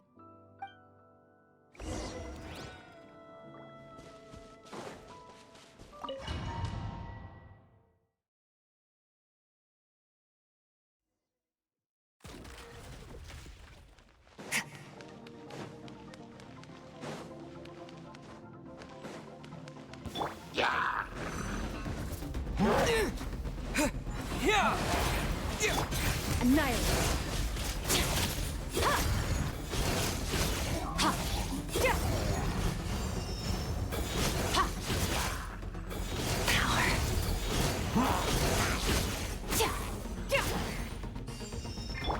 Go!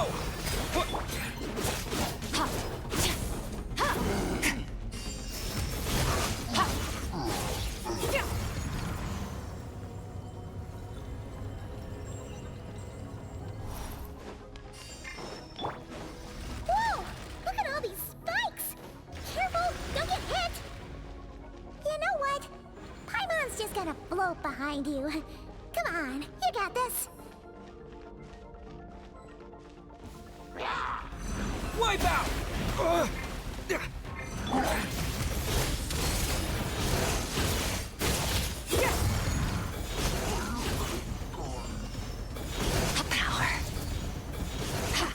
Hey, what are you two doing here?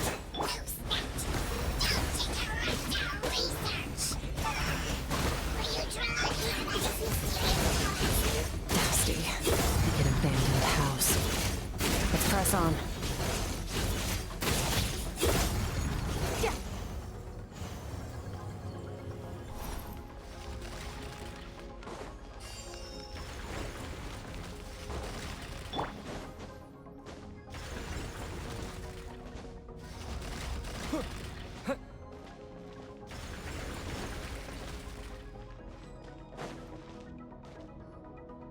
Oh, looks like this is a dead end. Did we make it to his hiding place? Ugh, this fog is making it impossible to see anything! This should be the place where you were attacked, Traveler. The missing part of your soul should be nearby. Can you sense where it is?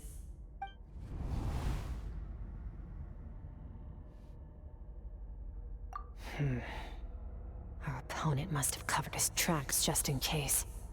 Otherwise, you should have sensed it much more strongly.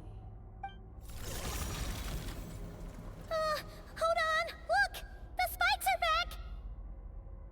Stay calm. Let's hold back a little. Give our enemy some wiggle room so we can see what we're dealing with. If you're too reckless, we might be playing right into his hands. Our enemy took part of your soul for a reason. It's likely he integrated it into his attack somehow. If we're smart about this, we can track it down.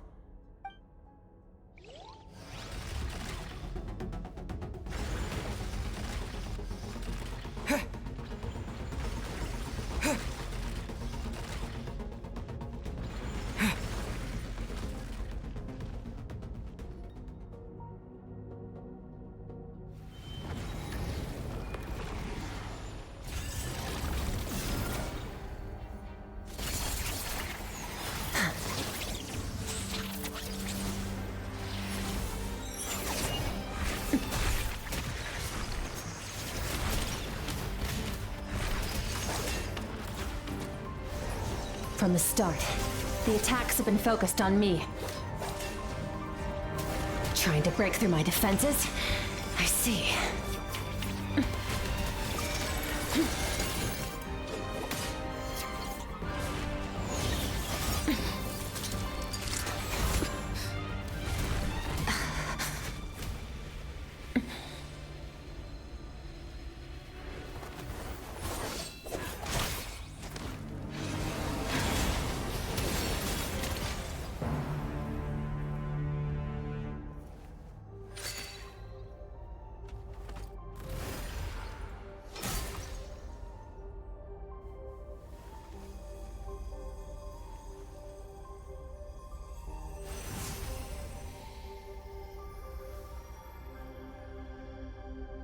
There. I got it back. Traveler! Skirk! What happened? It looked like Skirk just got...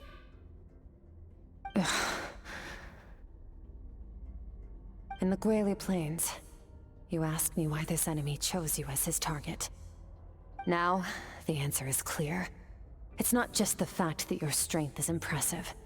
It's also because of your ability to, as you put it, purify abyssal power. Whatever that actually means.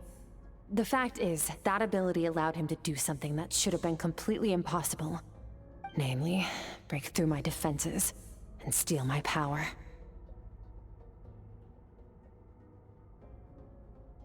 No.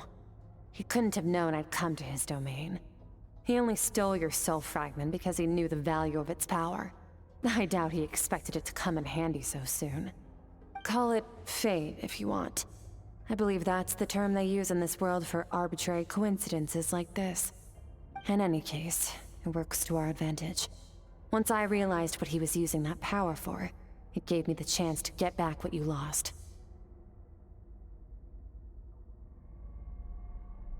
I'll cope. Well, done gorging? Good. Time to answer some questions. How did you get the power of the all-devouring narwhal? The all-devouring narwhal? Oh, of course! Paimon knew that spike thing looked familiar. It looks just like that narwhal's horn! I highly doubt you acquired that power through your own strength. Tell me I'm wrong. You're desperate enough to scour the land for god remains and whatever vestiges of power you can find. That alone proves you wouldn't be able to defeat a creature like that. Which leaves one possibility. You know my master, the Foul, Sertologi. The Foul? Who dares call him foul?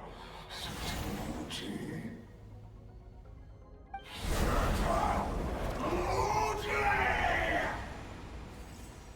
What's wrong? Bit off more power than you can chew? You're struggling to hold a basic conversation. Just a little longer. I'm still...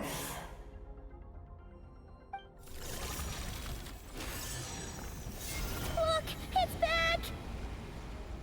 Those obsessed with power will let it devour them before abandoning their pursuit. Keep calm and use reason to decide the best course of action.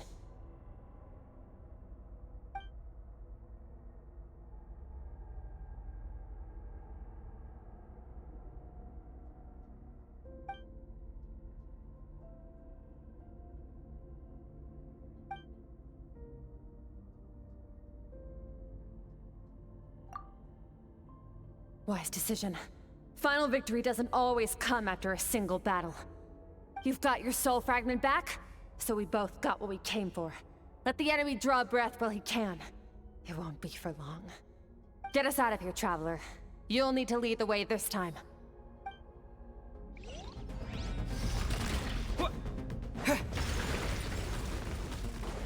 Skirk, is your shoulder gonna be okay?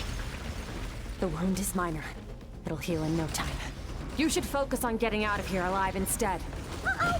Falling spikes! Run!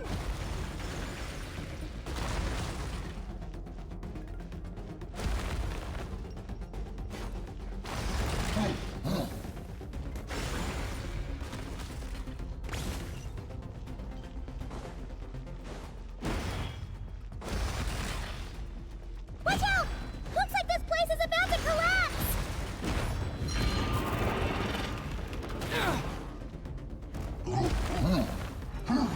So, this guy's power has something to do with the all-devouring narwhal.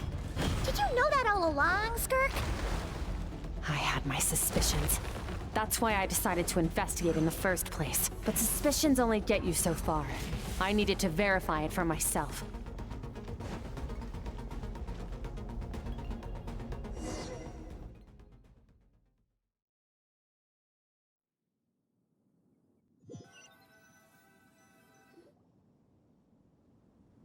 Phew.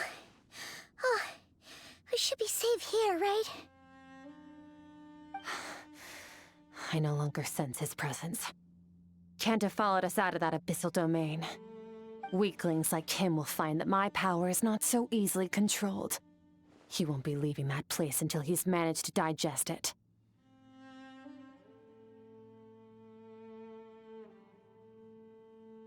You seem surprised. I suppose that's fair. You've seen but a fraction of what that whale is capable of. That gaping maw could swallow a planet whole. It's called the all-devouring narwhal for a reason. Devouring is what it does best. It can extract power from anything, dead or alive, as long as it manages to make physical contact. Yeah. When we had our run-in with that thing, Neverlet mentioned that it has an instinct to devour. Your dragon friend recognized the nature of its abilities and used the power of Hydro to protect you. That worked because it was in a satiated state, so it was somewhat less aggressive than usual. It's a different story when it has no more power to feed off of. That's when its true voracious nature kicks in. It could devour everything on the planet in that state, which is why I cast it into that void space. But I hadn't counted on there being anyone left on this planet capable of wielding its power. To me, that says he must have encountered the whale a long time ago. Meaning, he must have known my master. Exactly. It told me everything I needed to know. Hence why I said we both got what we came for. And I believe that brings our transaction to an end. Now that you're whole again, you can get back to your own journey. I'll handle the rest of this situation myself. No way! We can't leave now! Something was stolen from you because of us.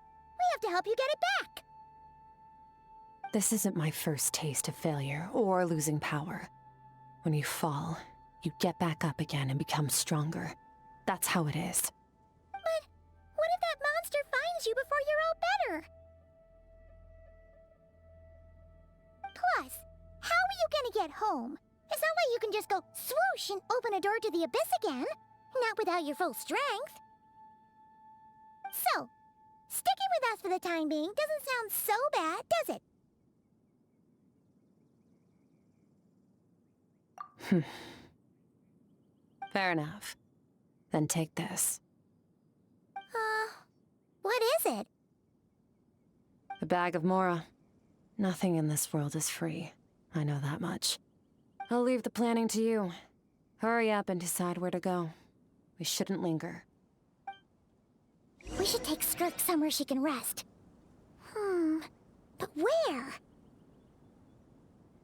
Paimon gets the feeling Skirk wouldn't like being around a lot of people. Oh wait! Baizhu said we could rest in the back room of the pharmacy, didn't he? Let's head there!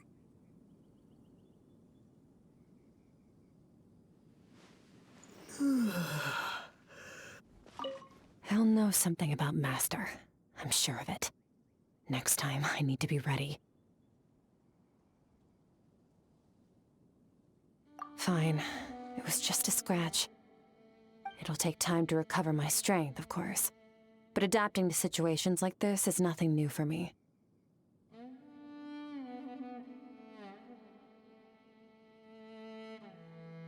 Oh, this.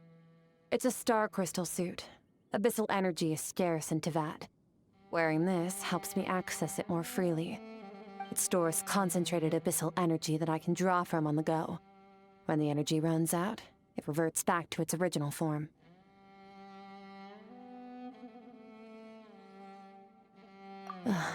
Found somewhere to rest. Well, lead the way then.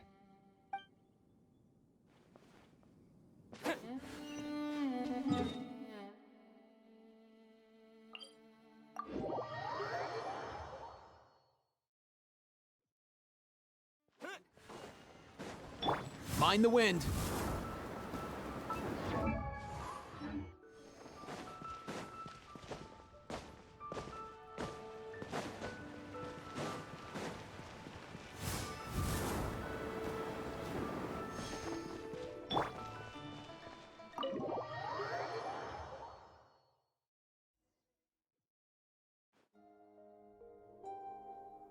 Huh. This bag from Skirk has a ton of Mora in it. Does she have a job or something? Wait, no. After what we saw at Wamin Restaurant, that seems impossible. Can you imagine? It would go something like... I'll be collecting my paycheck now, boss. Oh, sure thing. Wait, who are you? Have we met? Can't hold a job if you make everyone forget about you. So, what did you do to get all this Mora? Claimed some buried treasure, took care of a few monsters that were causing trouble. Nothing untoward. It's safe to use. Ah! You heard all that? A sonorous voice like yours is hard to miss. I wouldn't be surprised if the sound of it traveled to the nearest mountaintop. Then, did you by chance happen to hear Paimon's little, joke earlier? You mean when you called me Frosty the Lavender Melon?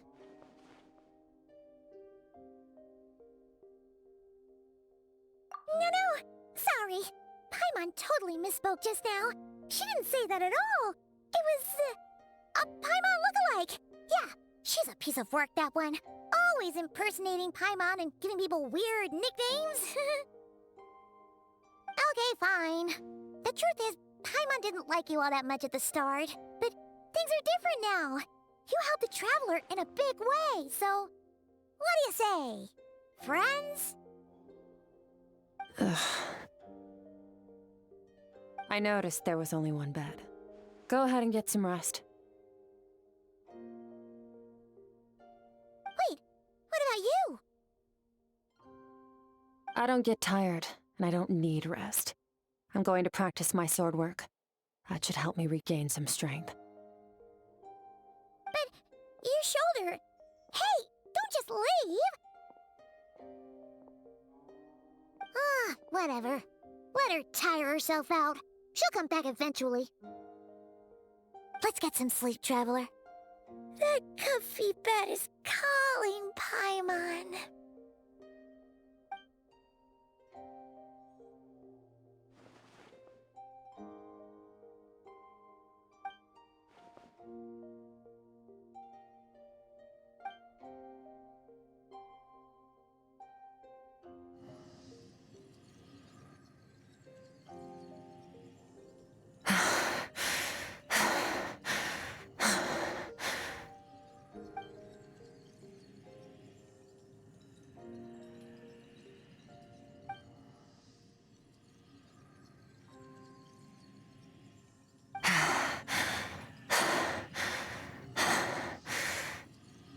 quiet.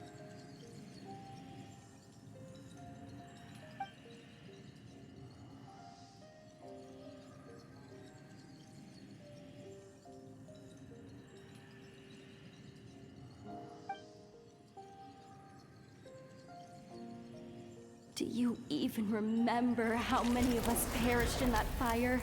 How many bodies were left to rot on the scorched earth? Yet you alone live on. Keep your gaze fixed on your blade. You don't deserve to rest. Run, Skirk. Run! Only death awaits us here. Keep running, and don't ever look back.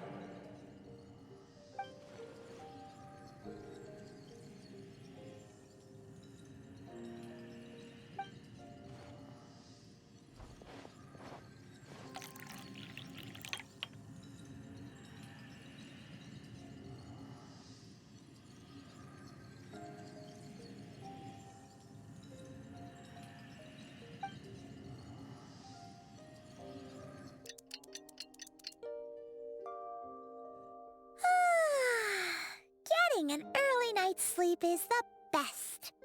That bed was so comfy. Wait, Skirk? Have you been sitting out here the whole night? The bed's all yours if you want it.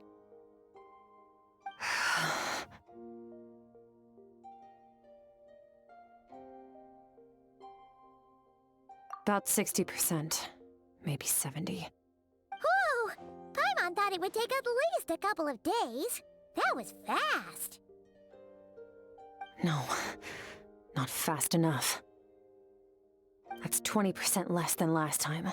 Same training regimen, same intensity. Nothing felt different, but somehow the outcome fell short. No, I think the problem's with me. I need to meditate for the next 2 days. Deep introspection should help me find the issue. Ooh, sounds intense. We'll watch over you in the meantime, then. Thanks. See you in 2 days.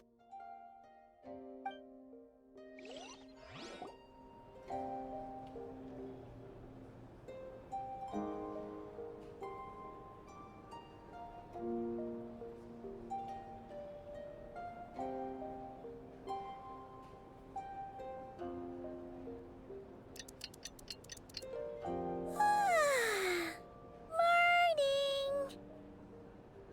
Skirk is still meditating, huh? It's been 2 days already. Shouldn't she be awake by now? Paimon can't think of anything we can do to help. Oh, wait! Breakfast! That's it! Paimon will go get breakfast!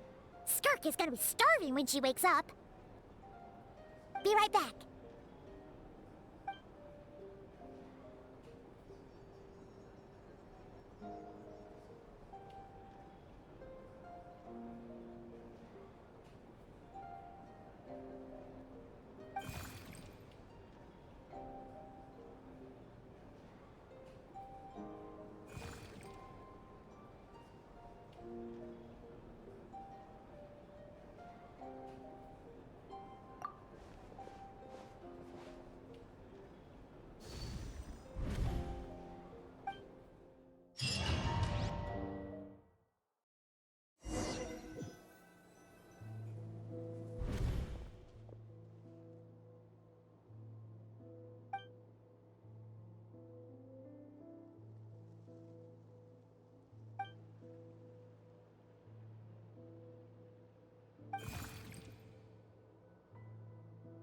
That's right.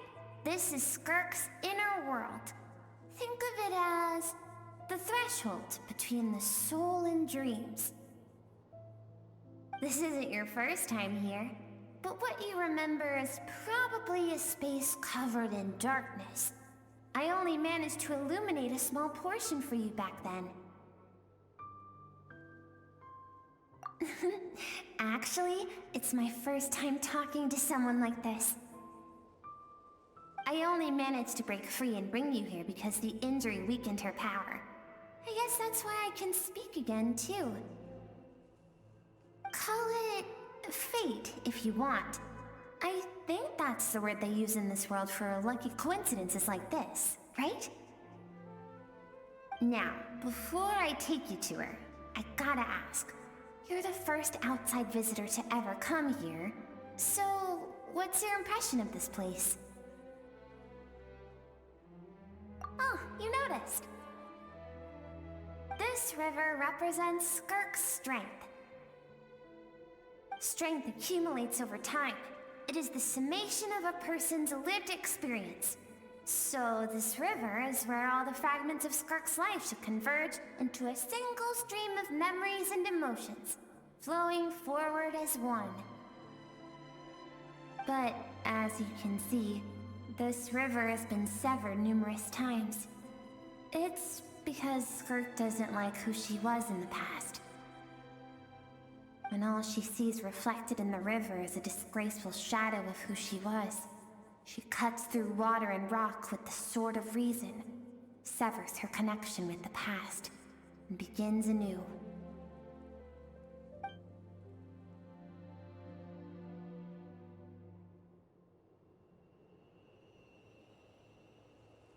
You must learn to shut out all the pointless emotion. Crush the self that makes you weak, and become master over your physical form. This isn't my first taste of failure or losing power. When you fall, you get back up again and become stronger. That's how it is.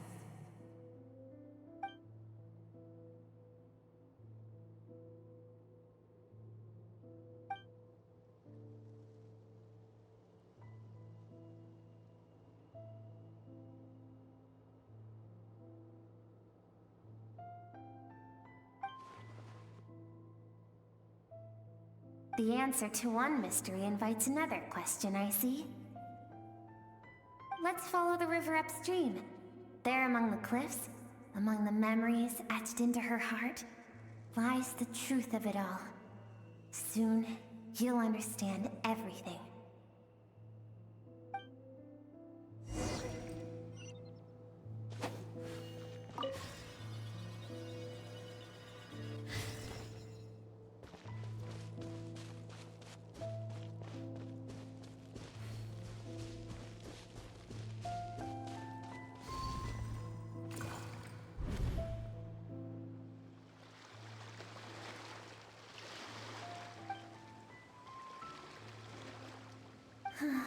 I've always thought that, even when falling leaves don't come from the same tree, they can still form bonds of kinship when they meet.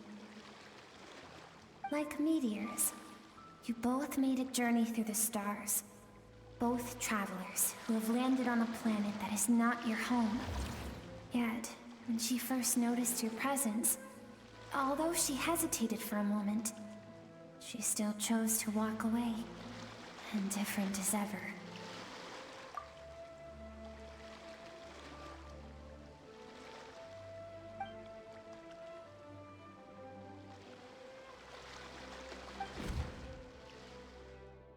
Seems like you've answered your own question. Skirk sees herself as a trespasser in this world. She's made a conscious choice to avoid altering its path. But the reason for that decision stems from events much earlier on in her life. Let's keep going. It's still a long way to the source of the river.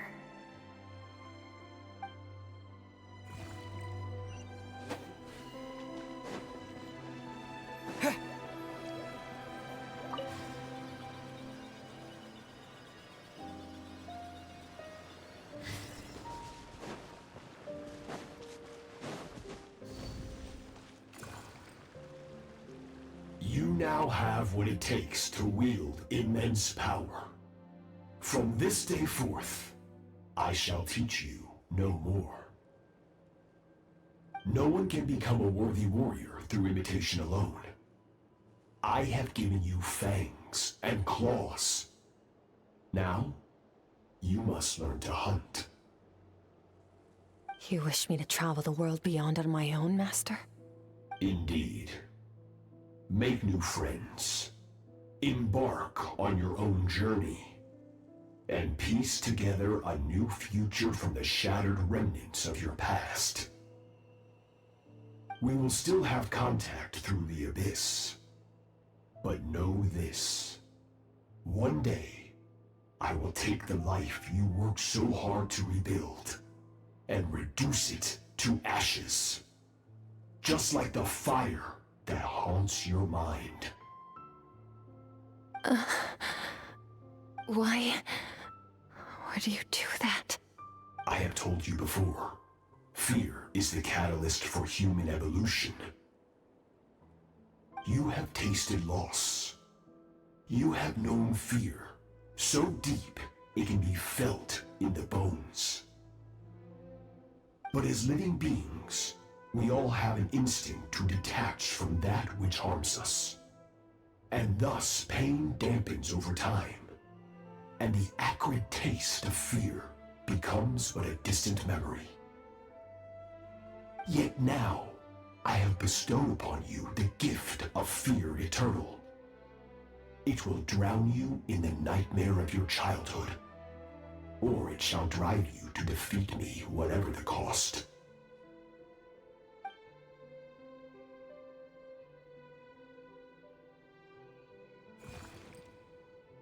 That is what Skirk's master, the foul Sertologi, looked like at one point in time.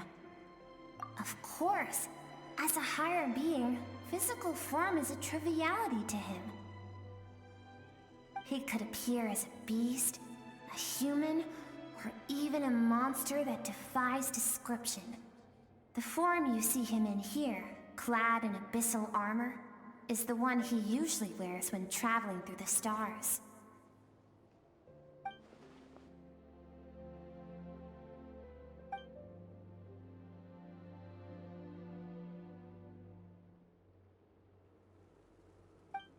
For certain reasons, I need to bridge the power gap between me and my master as quickly as possible.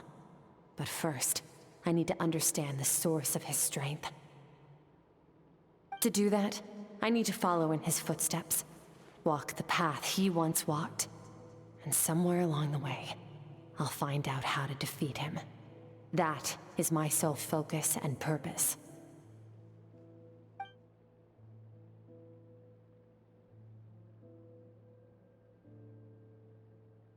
I'll let you in on a little secret. The real Sertologi is terrifying.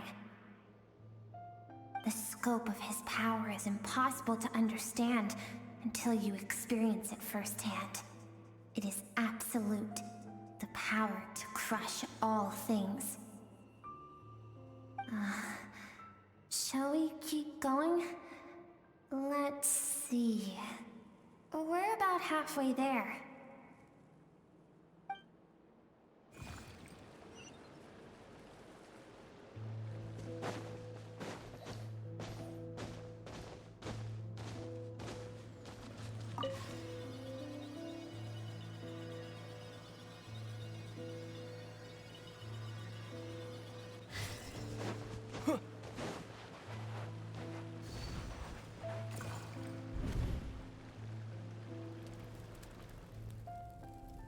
We've made it quite a ways already.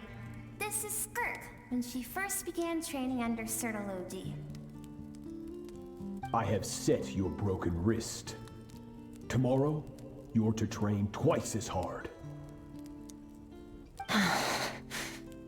No tears this time. Good.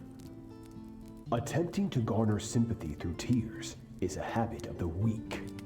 A pitiful, useless ploy. Can I ask a question, Master? Why did you save me? I keep thinking, maybe it would be better if I had died. I wouldn't be haunted by that fire all the time. I wouldn't have to go on like this. I saved you because I have a plan for you. It has been too long since I fought a battle that demanded my full strength, and I hunger for it. Every so-called genius and prodigy I have faced has crumbled like sand underfoot. Before me, even fate bends the knee. So, I will teach you everything I know. Train you by whatever means necessary, in the hope that one day, you might surprise me. But I don't want to draw my sword against you, Master. What you want matters little.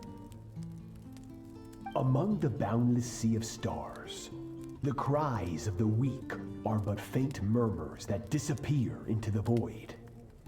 You of all people know that well.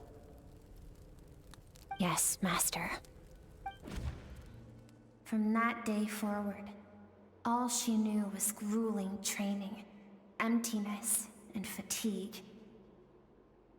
After some time, her talent bloomed, and she gained control over her emotions, like her master. How should I put it? It was not that human emotion disappeared from her heart, but that reason came to dictate all she was allowed to feel. I suppose it was at this point that she became the skirk you know today.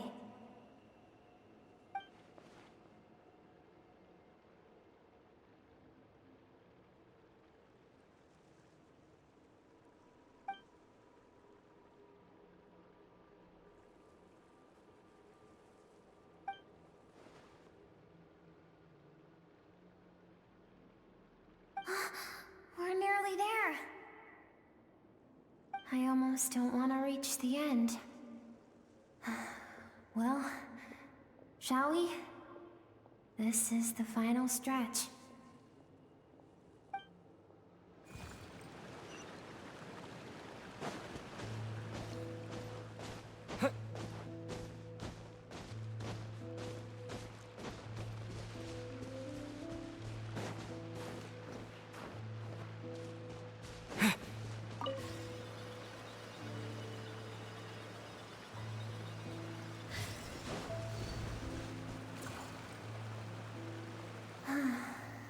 These are Skirk's happiest memories.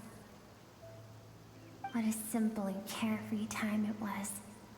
Wisps of clouds dotted the sky. The sun bathed everything in golden light. And when song filled the air, not even the shyest of flowers could resist swaying along. This is Skirk's homeland. She was so curious about everything as a child. Always skipping school to go exploring instead. There was so much to discover.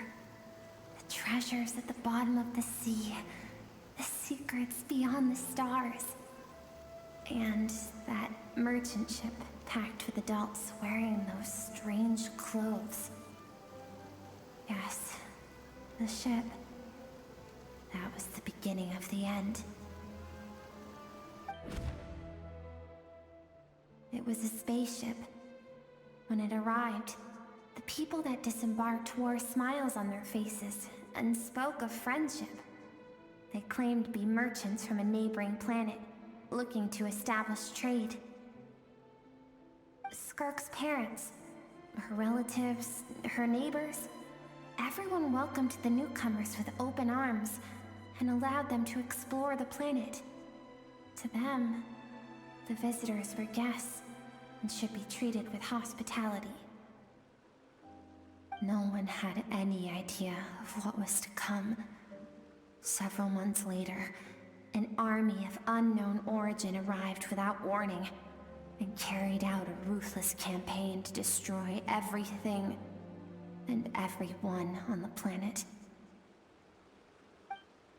Skirk had skipped school that day, like so many times before, so she was not caught in the immediate wave of destruction. But when she came home that day, only fire and ruin awaited her. Countless people cried out to her for help. People she knew and loved. Friends and relatives. The little girl who lived next door. The shop owner with the bad leg. The bad-tempered teacher she had made fun of just that morning. Their lives were discarded like worthless trash as the fire consumed one life after another. Skirk was helpless. All she could do was run. And so she did. She kept running, until an unexpected figure crossed her path. If Sertology hadn't been there in that moment, the fire would have claimed her life too. And there she would have remained, left to rot in the scorched earth, with no answer as to why any of this was happening.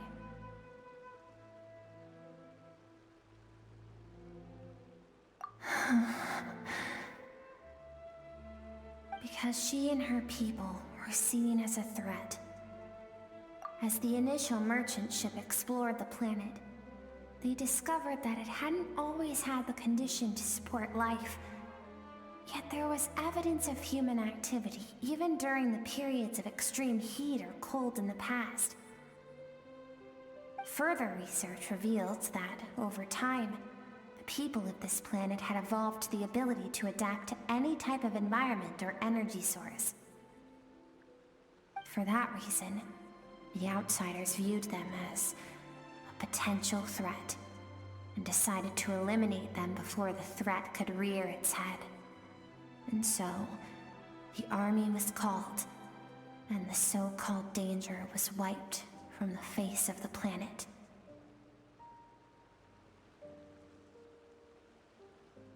Senseless, isn't it? Deemed a threat because of a gift they didn't even know they had. Perhaps it was their own innocence and kindness that doomed them.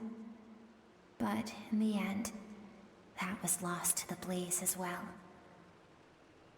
If those with power get to decide good and evil, then all you can trust in is the sword in your hand. And so, before death could claim her, she ran. She ran and never stopped.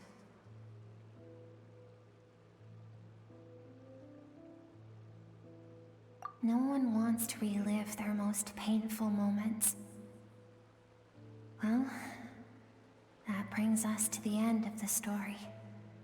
This is as far as we can go. Skirk is waiting over there. For both of us. Let's go to her. It's time to fulfill my purpose. And my greatest wish over all these years.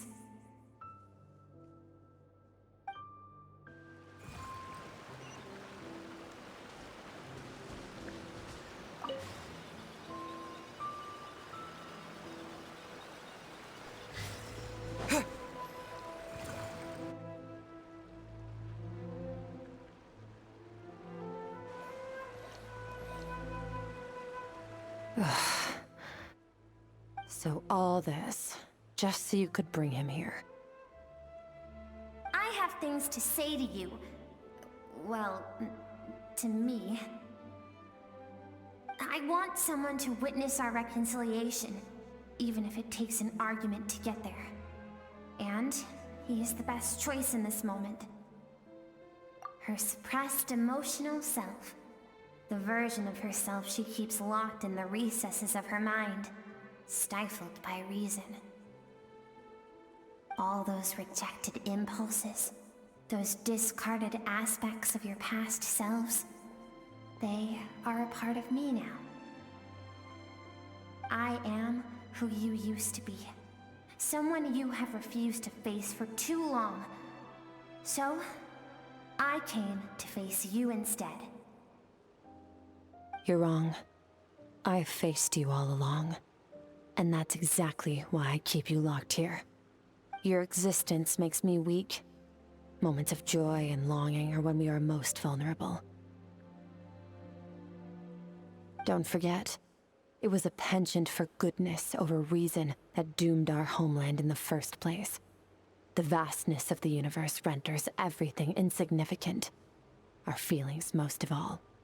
Even so, learning from the mistakes of the past doesn't have to mean erasing everything. Strip yourself of your so-called weaknesses, emotions like kindness and empathy, and what makes you any different from the ruthless soldiers who slaughtered our people? The difference is that I'm doing what is right, what is necessary. I allow you to exist, but with limited freedom. That is the greatest kindness I can offer. I've shouldered everything you couldn't carry. I rose above the numbness and emptiness, and it was cold, unfeeling reason that brought me this far. It made me who I am. It made me strong. That is the problem. I want to shoulder those things together. On the grand scale of the entire universe, maybe our feelings are vanishingly small, but why should that mean they don't matter? Emotion gives warmth to the cold expanse of space. It gives meaning to the world around us. Think back to those nights of gazing at the stars, those afternoons of exploring the unknown. Think back and let them grant you peace. A brief respite from the pressure you put on yourself.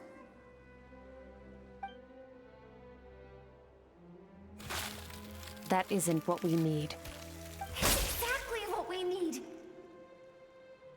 Aren't you curious about why recovering your strength has taken longer than normal this time? Finally, you get to the important part. That is the only answer I came here to find. Then look around. Look at your inner world. You cast aside your dreams and curiosity, and in doing so, you lost your original motivation.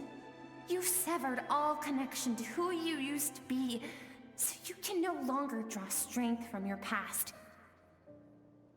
Now, the only things driving you forward are fear and survivor's guilt. But these cannot take you far enough. And so, this river, the source of your strength, grows more polluted by the day. And do you think that means I should seek help from a weak little thing like you?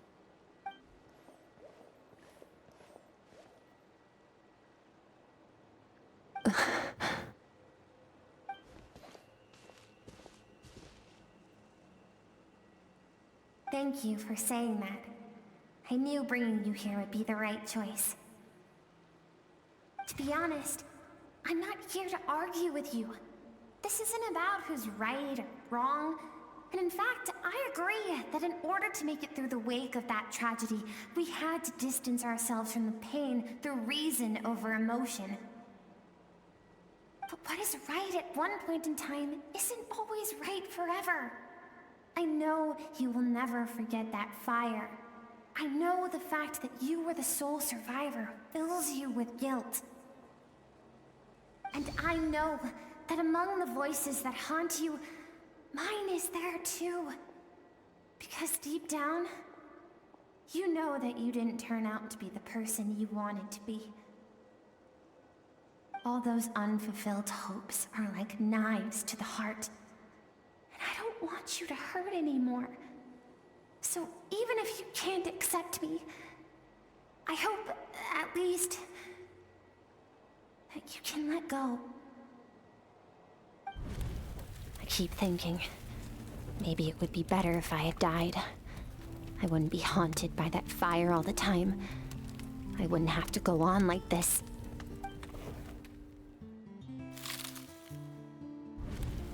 Your dad and I, we're not afraid to stare death in the face, but we need you to survive.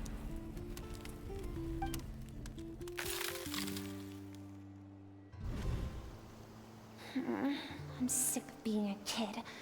There's so many amazing things out there, and I'm ready to see them all.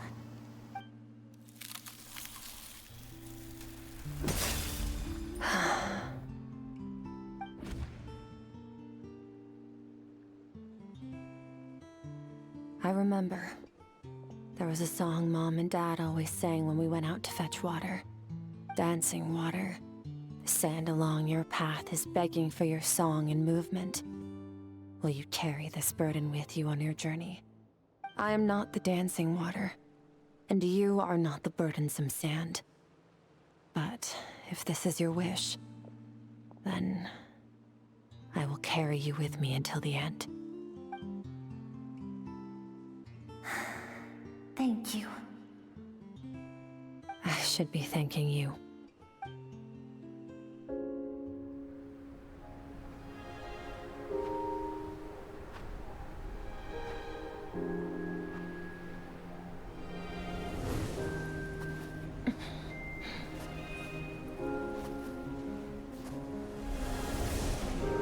Run, Skirk, run! Remember, leave no one alive! Heed my words, Skirk. Let fear take root in your soul. Did you survive? Why was it only you? Skirk, did you become a positive light in this world?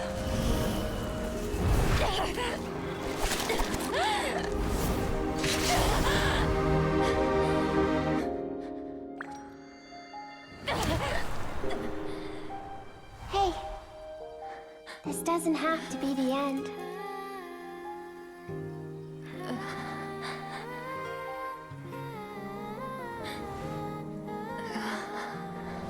Life is a gift.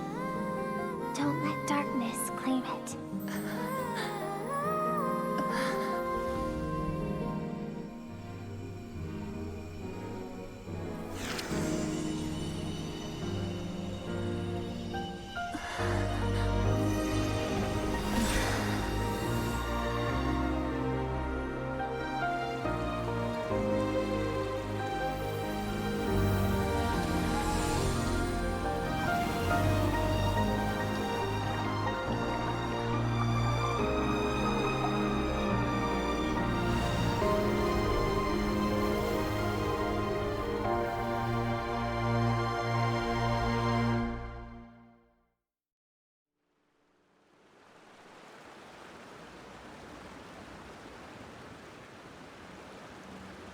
So, you saw my memories then.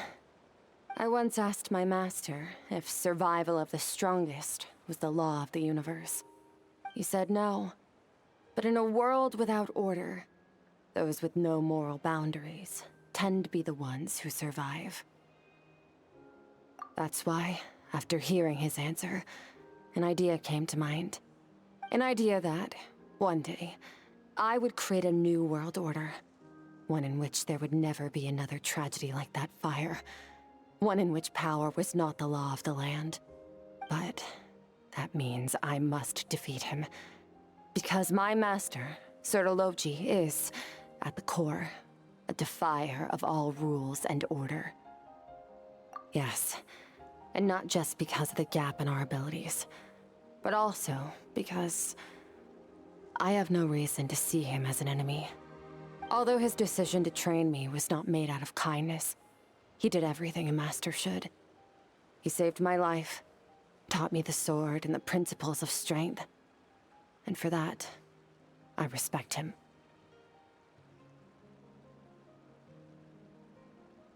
I know, and it's not something I want. But Master never goes back on his word. I have to treat everything he says as a promise. He's no longer into that, but he sends me messages through the abyss every now and then. Most of them are simple greetings, or an answer to one of my questions. Every time I hear from him, my heart skips a beat. And I wonder if this is the moment where he'll finally appear before me and tear down everything I've built to pieces. Maybe that means I do live in eternal fear, just like he said. Yes, I respect him, but I'm also afraid of him. And for that reason, the pursuit of strength consumes every moment of my life. I don't know what Master has planned, but I have to be ready.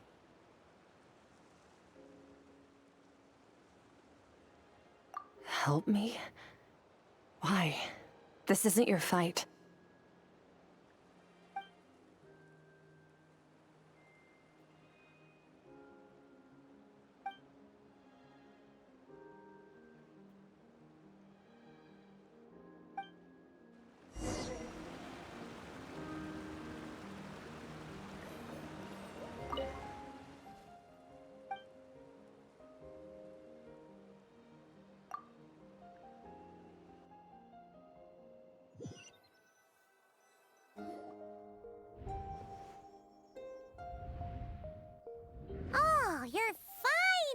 awake!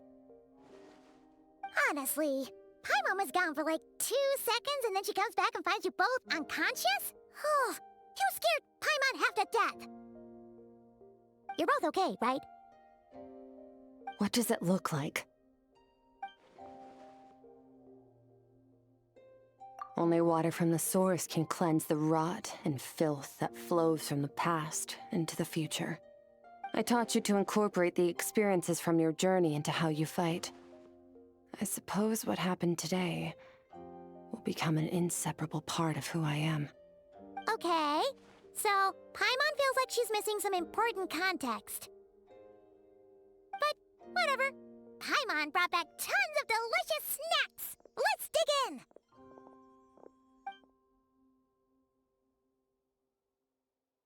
All right. It's about time we finished what we started. We're gonna deal with this thief for good, right? This time, I'm not going to tell you to hold back. But having digested even more power in the meantime, he's going to be tougher than before. The good news is, we have no reason to pull our punches this time. So, let's go. Same place as last time.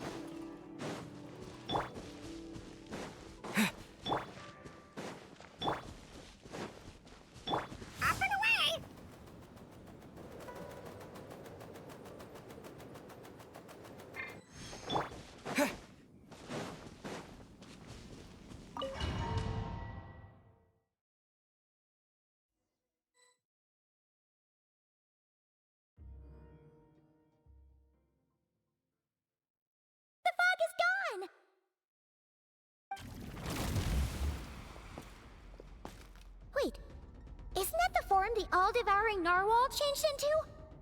How come he knows that, too? Really? So, you're telling Paimon that giant whale and this guy can both turn into the fowl? How does that work? It's a subconscious instinct.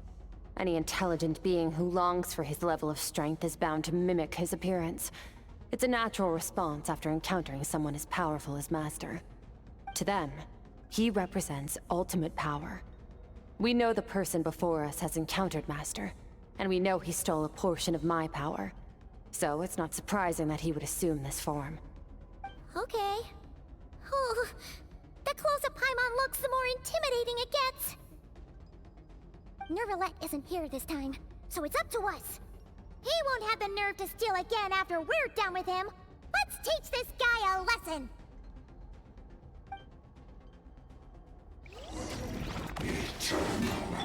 Yeah! And never star goes out! Yeah.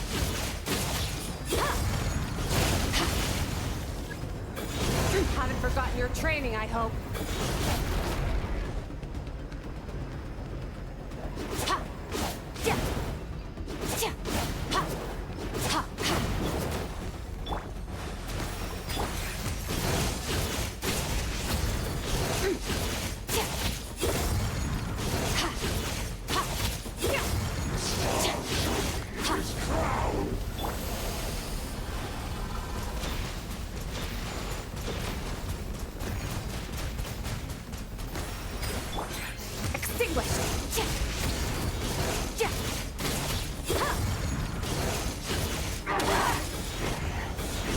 Ha!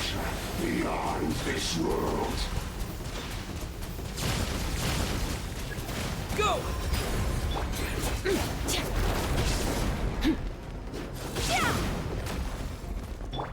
Go! Annihilate! Ha! Yeah! Yeah!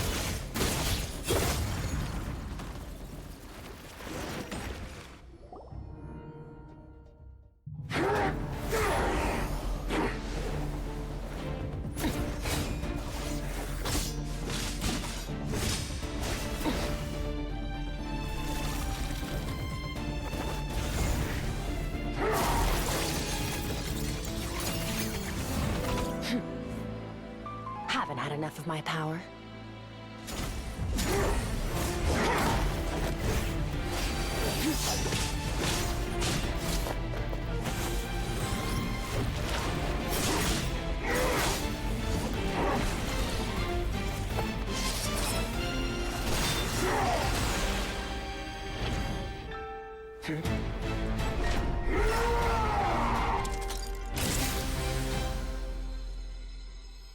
Well then, let's see how much more of this power you can handle.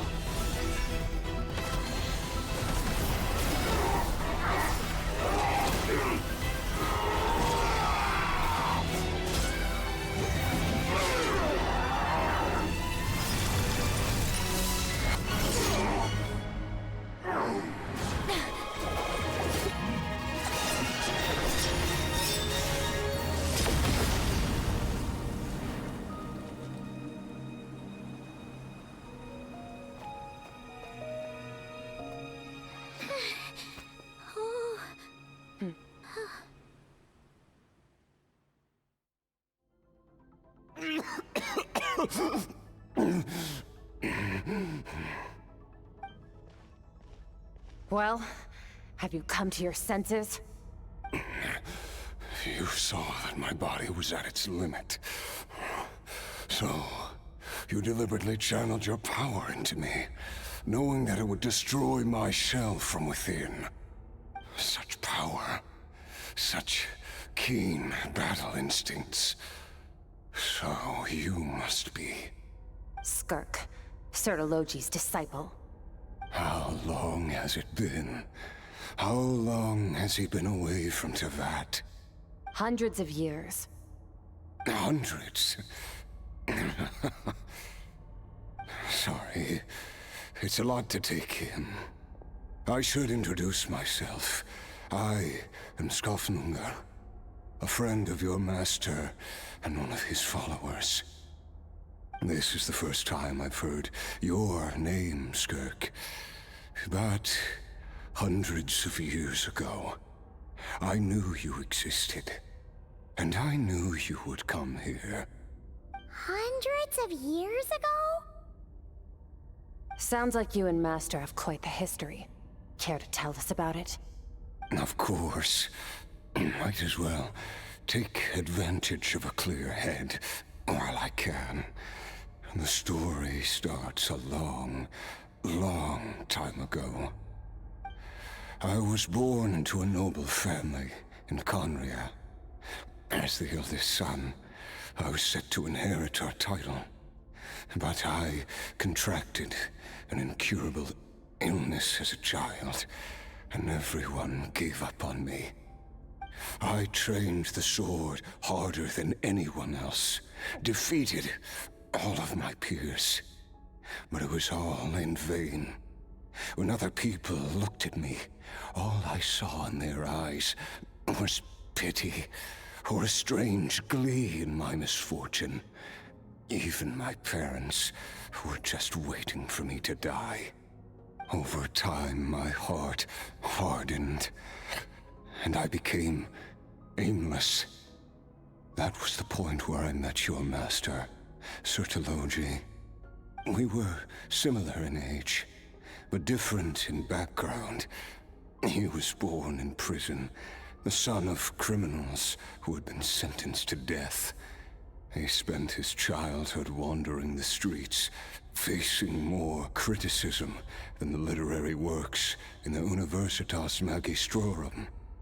Yet, he always wore a smile on his face, as if kindness and malice were one and the same, and he could not see the difference. I still remember what he said to me when we first met. You need to fight to survive. Even if it's a losing battle, it should light a fire under you. How can you sit back like this and go down without a fight? That does sound like something he would say. He was the first to acknowledge that I was worth something, and he inspired me to keep going. When we sparred together, It was the first time I'd actually felt the thrill of combat. When I was 10, he stole forbidden research materials and managed to cure my illness. It was like there was nothing in this world he couldn't accomplish. When it came to the human form, he was always intent on pushing the boundaries of possibility. But somewhere along the way, I fell behind. My talents were nothing compared to his, and at some point, I realized he had pulled so far ahead, I was too embarrassed to even ask him to spar. After his grand endeavor was successful, he sought me out and said to me, "This planet no longer holds anything of interest to me, so I'm leaving. But first, I have an offer. I can use a power I have just refined to break the curse of immortality for you. Your death was once what we worked so hard to prevent. But the immortality you now face is a different kind of pain altogether." I'll pass. Immortality doesn't sound so bad to me. Since I can't die, it means I have an infinite amount of time to get stronger. Maybe I'll finally catch up to you one day, and we can spar like we used to. Are you sure? I cannot say when I will return. Your body, or rather, your soul, might not be able to withstand this curse. All I can do is try. After all, a wise man once told me, people need to fight for their own survival. Wise indeed. Nevertheless, if you grow weary of the pain of immortality, and wish to experience a good sparring match before you wither away, seek out my disciple. Disciple? Never thought I'd hear that word coming from you. Nor I. But Vedifenir said I was destined to find a disciple out there in the universe, and bring her to Tibet. You know as well as I, Vedifenir's prophecies are never wrong. Well, now I'm curious about who this disciple of yours will be. All Vedifenir said was that one day, the stars shall bow in her honor. Sounds pretty impressive. Of course. Only the most outstanding people would have the right to become my disciple. Still self-assured as ever, I see. But you're not wrong. I'll be leaving then. Oh, and if you are serious about getting stronger, I left you a little gift in the primordial sea. As I've said before, walk whatever path you want. Freedom means even the wicked get to make their own choices. Waiting for me in the primordial sea was the all-devouring narwhal, already beaten into submission by Sertologi. In its weakened state, I was able to cut off part of its flesh and sew it into my own heart. Your heart? That sounds like torture! How did you even survive that? Because, of course, I bear the curse of immortality. So, you used the curse to turn yourself into a vessel for power. Even with that whale's ability, devouring power like that is not something the human body can withstand. With your body and soul constantly at the breaking point, it was the curse of immortality that sustained you. But that is not the path to strength. You have to pour your heart into it, work for it, dream of it. Instead, you stole something that didn't belong to you, and it backfired. You're right. I should have known better, but I had already pushed myself to my limits, and he was still miles ahead of me. So I had to take a leap of faith. I miss your master. I miss the days when we were all together, troublemakers without a home. I don't regret the choice I made. But if you'll allow it, I do want to apologize. To both of you. After the beating we just gave you, I think we can call it even. You're an interesting one as well. Sertologi's disciple. That's a lot to live up to. It can't have been an easy experience. I know what he's like. He rules with an iron fist, using despair and fear to force you to catch up to him, all the while standing ever out of reach. We're like mountain climbers in the dark, never knowing how much higher we have to climb, or when we will see the sun again. True. But I made up my mind long ago. No matter how dark it gets, I will not give in to despair. I will overcome it. Besides, after hearing your story, I suspect what Master really wants is not a battle that demands his full strength, but rather a defeat without regrets. Oh? Since you're his friend, you must have some things in common. The first time we came here, when you stabbed me through the fog and stole my power, I felt no emotion coming from that spike.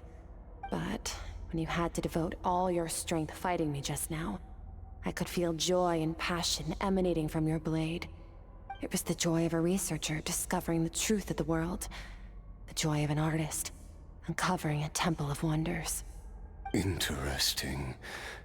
I'm certain I didn't express those emotions outright. Yet you were able to read them from my blade, like a glimpse into my inner world. You're right. That battle brought me an unbridled sense of joy, and my defeat brings me no regret whatsoever. Exactly. I think Master also craves a battle like that. One where his opponent forces him to use all his strength, unlock the extent of his potential, and transcend his own limits. A battle to end all battles. After which, all can come to an end, including, perhaps, his life. For that very reason, good and evil are meaningless to him. He has one purpose, one goal: to complete himself. It's one of the secrets to his strength. Perhaps you're right. Perhaps that is his goal. What a battle that would be. Oh, to witness such a... Are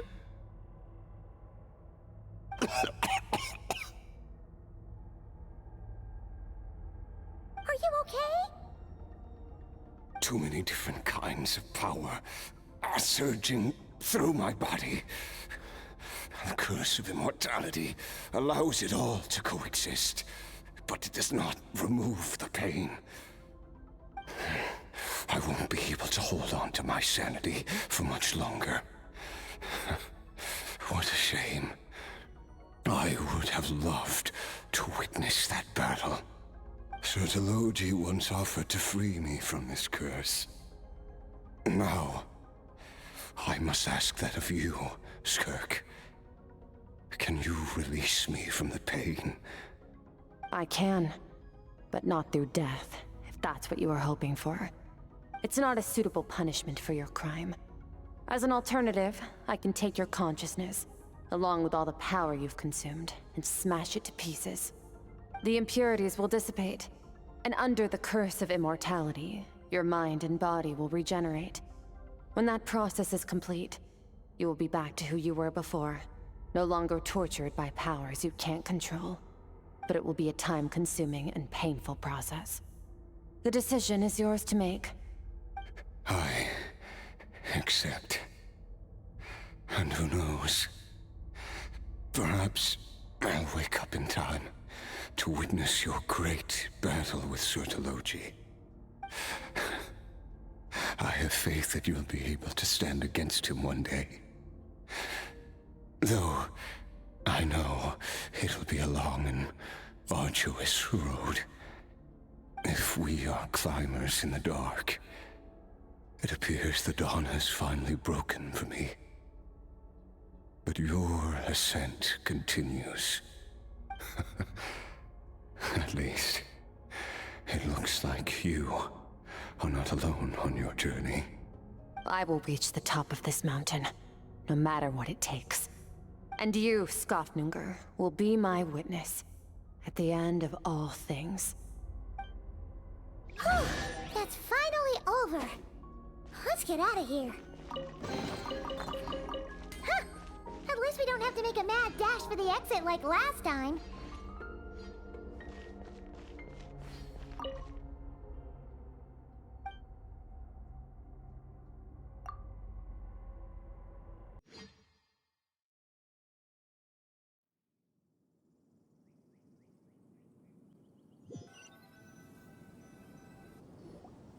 We did it! Ah, it's only been a few days, but it feels like forever. Once again, we've proved there's nothing we can't overcome. We're just that awesome. Wow, you sound even more confident than usual. Guess you really have become stronger. Today sure went by fast. It's night already. Oh wait, that reminds Paimon. The stars you mentioned, the ones that died out, are they back now? Yes. The power Skofnunger stole has been returned. So, the stars have regained their light. Great! Huh, it's crazy that you even noticed their light was gone. There are so many stars in the sky. If a few disappeared, Paimon definitely wouldn't be able to tell. I suppose it's because I have gazed upon this sky for centuries. The false stars, hanging in the meticulously planned sky, glittering with rotten light. It's not real. And yet, it is for that very reason that I can look upon it and enjoy the momentary peace it brings. Even the most beautiful of bubbles has to burst. We will return to the real universe one day, whether of our own volition or not. Time marches ever forward. Even the innocent and naive will taste life's bitterness. Yet through hardship, we grow, until we learn to seize the sands of time for ourselves and uncover our true strength. Though we gaze upon a false sky, its vastness and majesty is palpable. One can only wonder, what is it going to take for kindness to reign supreme in the vast expanse of the universe? Ugh, this is all going over Paimon's head. But if she knows one thing, it's that the Traveler always finds a way. Ever since we met, he has filled Paimon's days with happiness. No matter how tough things get, he always finds a way to make it better. If it's too big a job for one person, then we'll do it with two. And if two's still not enough, then three. We've met so many amazing friends, and accomplished so many amazing things. As long as we don't give up, we can make any wish come true. I suppose when it comes to you, anything is possible. Well, I should be going. Now that my power is no longer isolated from my emotions, I need more practice to get used to it. I suppose fate will decide. Maybe we'll bump into each other on the street. Or maybe we'll reunite on a different planet entirely. Regardless, reunions and partings are but passing moments.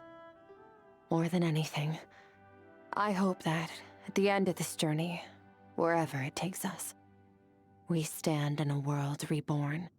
One without war, pain, or forced partings. One where new life can bloom, even where there was once nothing but scorched earth. For this, we must all work to become stronger. Goodbye, traveler. Remember your training. Make sure to put it to use. Bye!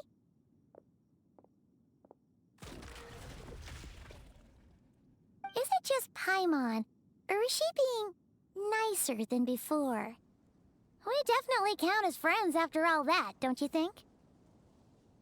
Hey, what do you think about camping here tonight? There's nothing quite like sleeping under the stars. Come tomorrow, we can continue our journey. Oh, and since Paimon treated you to that super nice meal at Wanmin Restaurant, it's about time you returned the favor.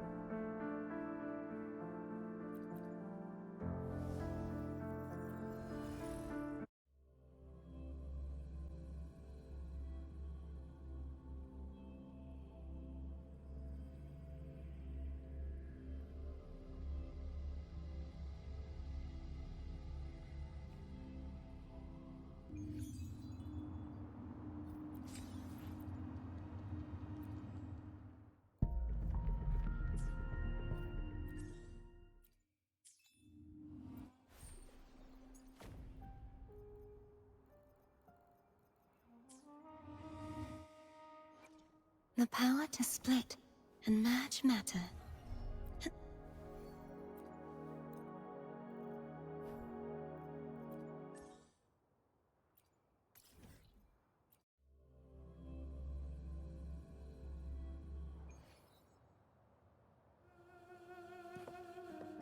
Leave it to me.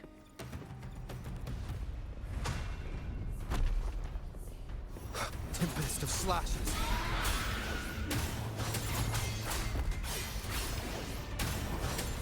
The wicked. Hopefully this helps. Waves rise. Judgment strikes! Thanks for watching.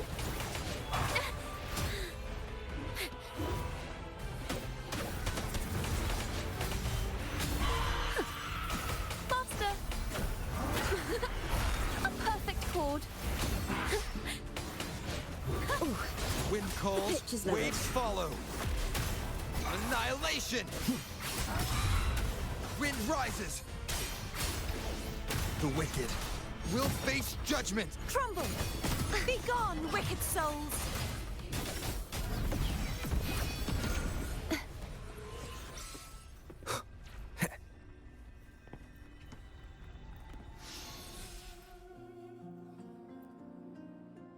I will be there for everyone. The power to split and merge matter. Leave it to me.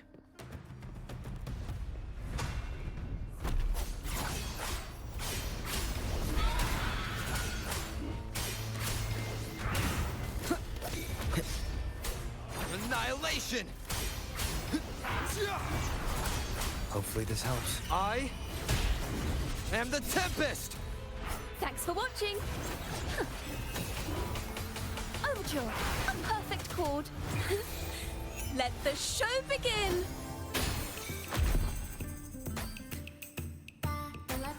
Perish! Oceans, bow before me. Charge forth with me.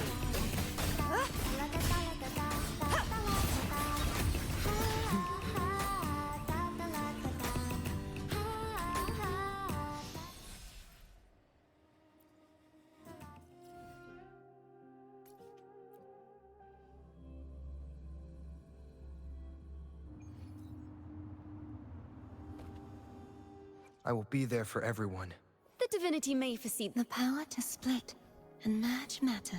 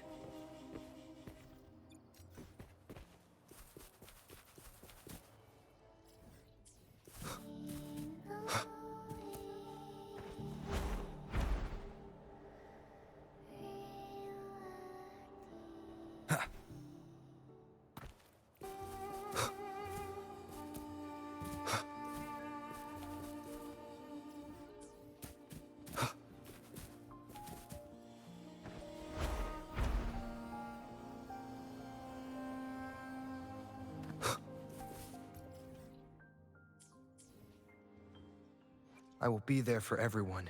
The power to split and merge.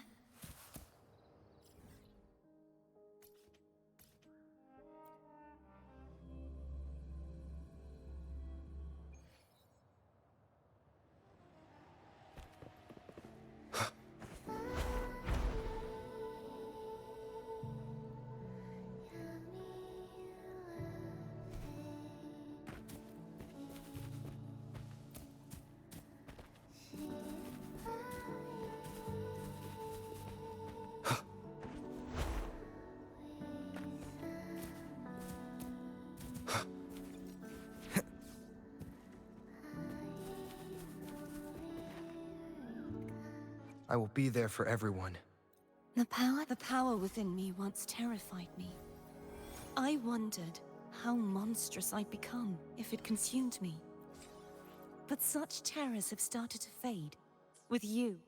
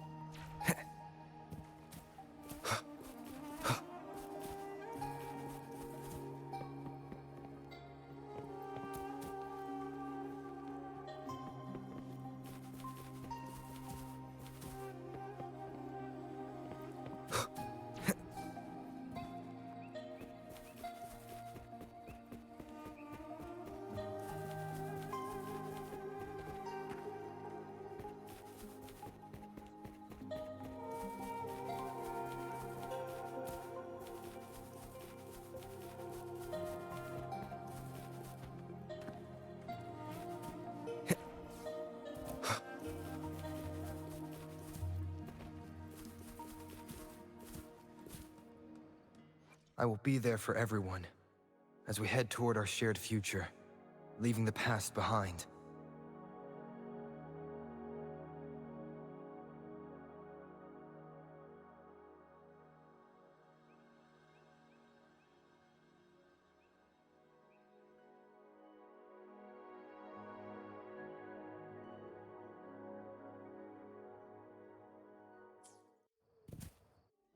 I will be there for everyone. The power to split and merge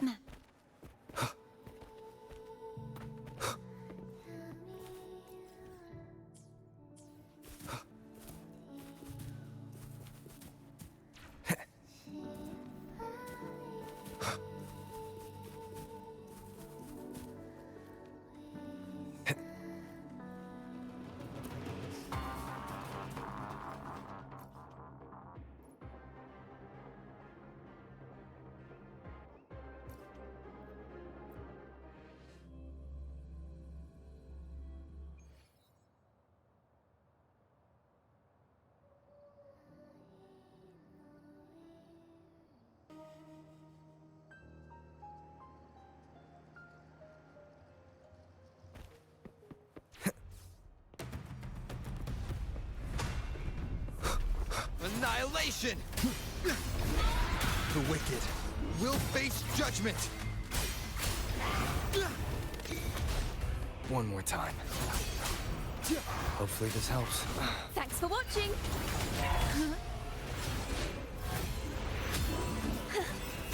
Polyphony! A perfect chord! Solo time! Flood! Solo time! Charge forth with me. Furious tides! Split the heavens!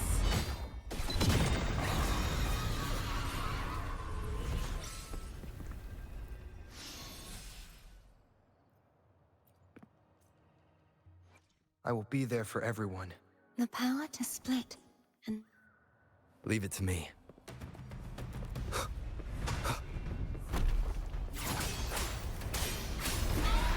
The wicked waves rise. Judgment strikes!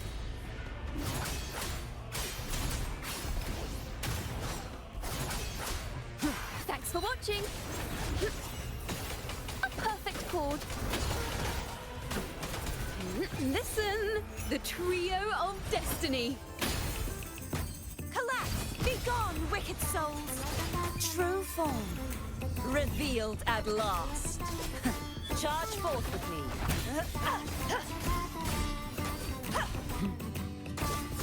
Baton!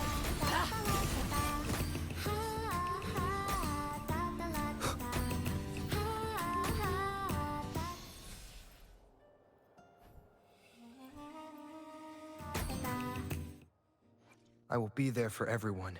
The power to split and merge matter. Leave it to me.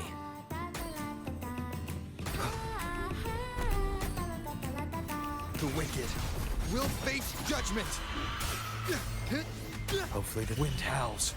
Unfettered by bounds! Wind rises! Thanks for watching! Ta-da! A grand overture! Mind the tap!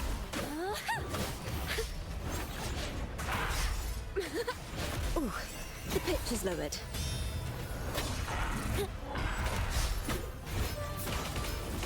A perfect chord! Vanish! Charge forth with me. Wind calls, waves follow.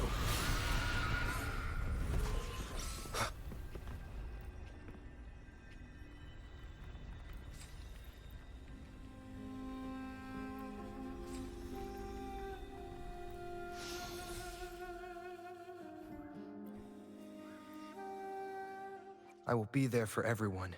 The power to... The currents of fate pull everything into their depths. At times, as I drift in its grasp, I sometimes feel resistance. Everything I once achieved, every ounce of trust I earned, was consumed by the Threnodian. How ironic that the power I gained to protect others once served to sustain my nemesis. But I know I cannot let this fear hold me back. The Sentinel granted me life, and I must honor that blessing by guarding all that remains in their stead.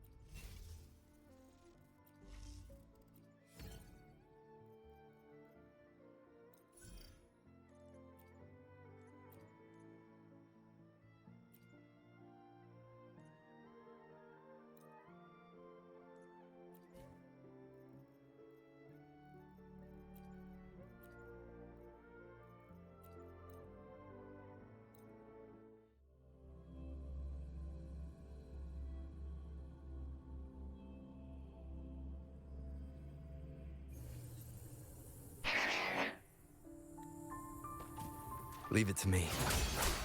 Hopefully this helps. Thanks for watching.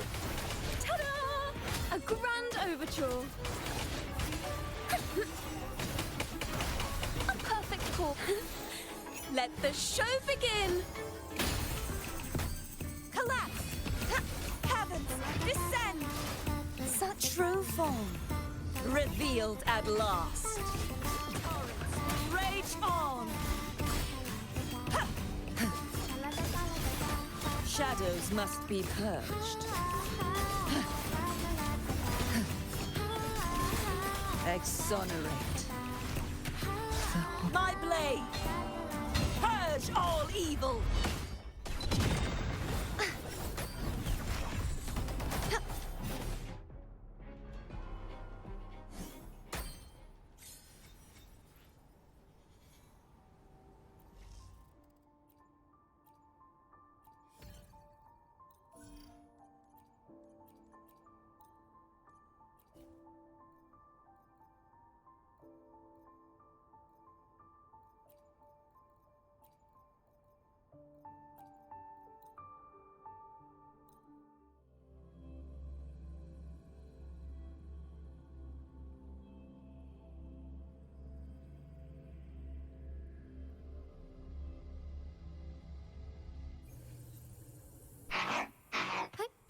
I shall lead the way. Leave it to me.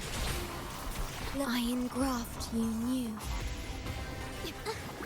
Into the painting.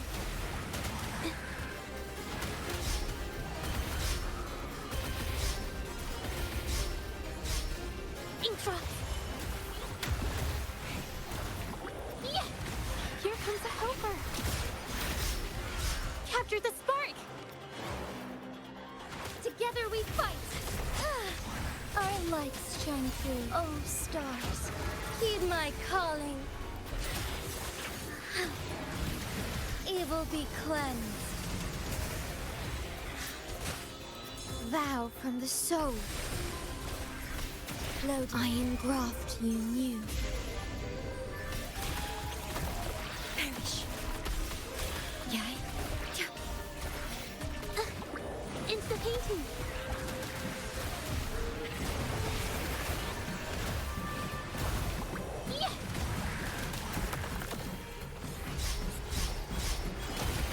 Witness the art's true form. Strike as one. Fast in starlight. Ha! Thus it ends.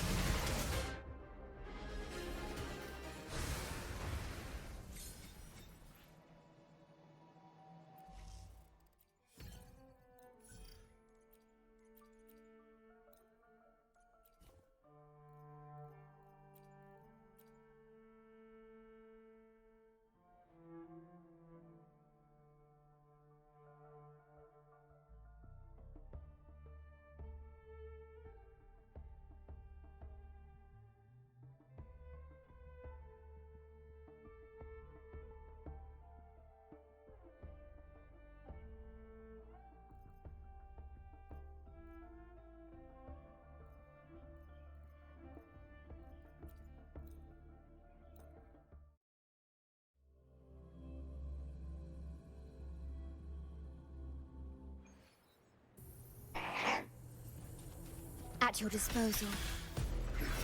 Iron graft you knew.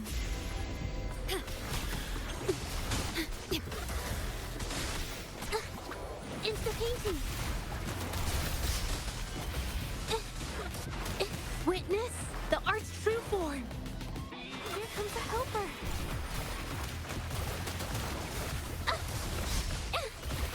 My compliments. Take this! Quickly and swiftly. Glory demands more.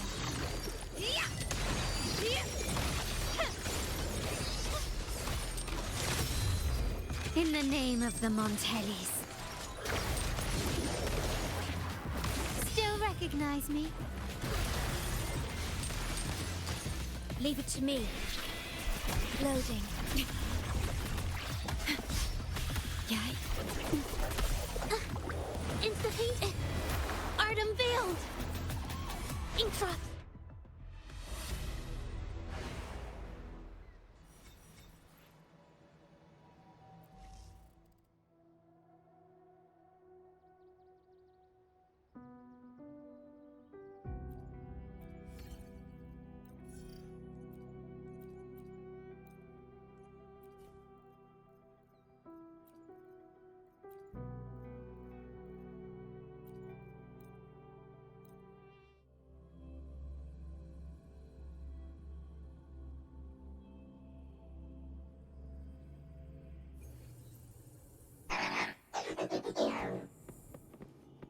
Leave it to me.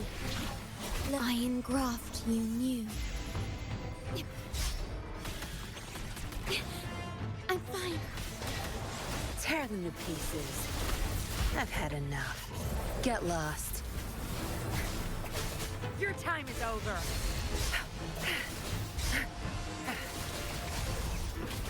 Good. My field. Variable elimination. Expertise.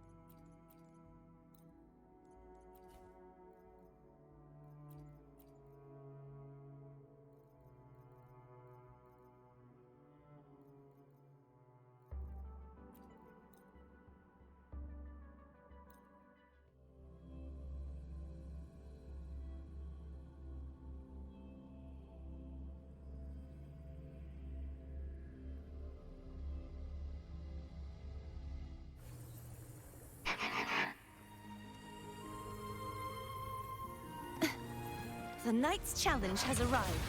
Wind calls, waves follow. Wind howls. Unfettered by bounds! Thanks for watching. Ta-da! A grand overture.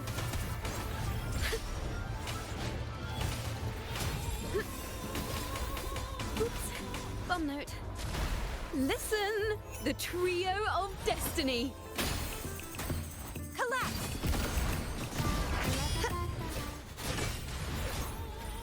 Such true form. Revealed at last.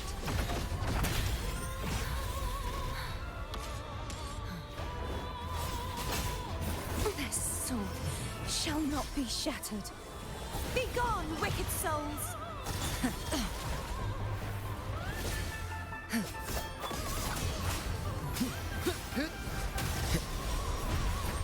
The wicked will face judgment! Ugh, bad timing.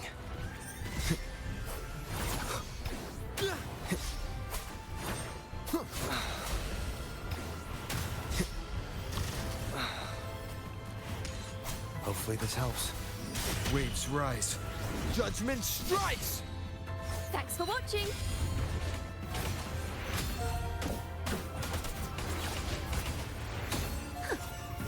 Overture, a perfect chord. Now presenting a poem of finale. Flood. Charge forth with me. Repent, for silence beckons. Sentence befall.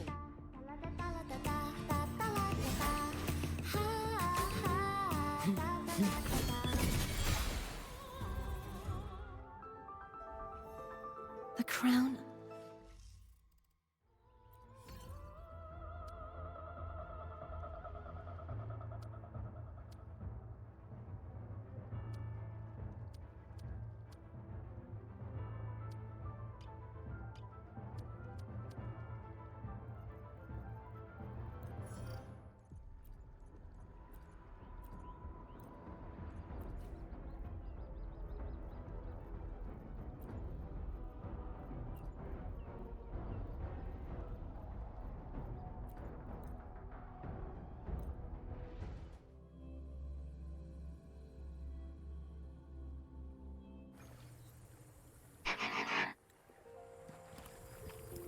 Surrender.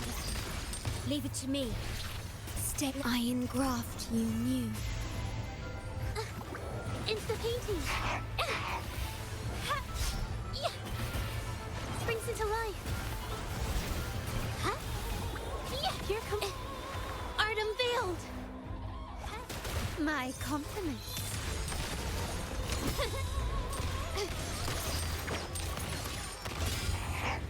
Still recognize me? Victory favors me.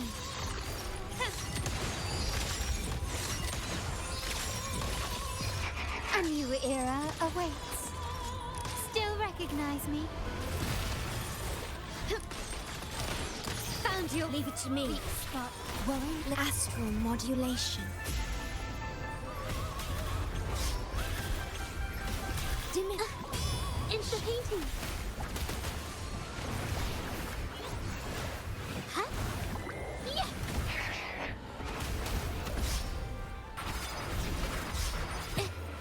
Art unveiled.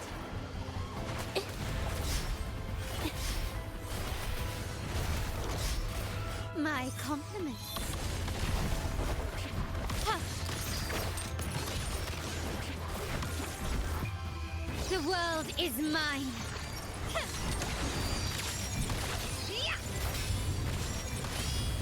In the name of the Montellis.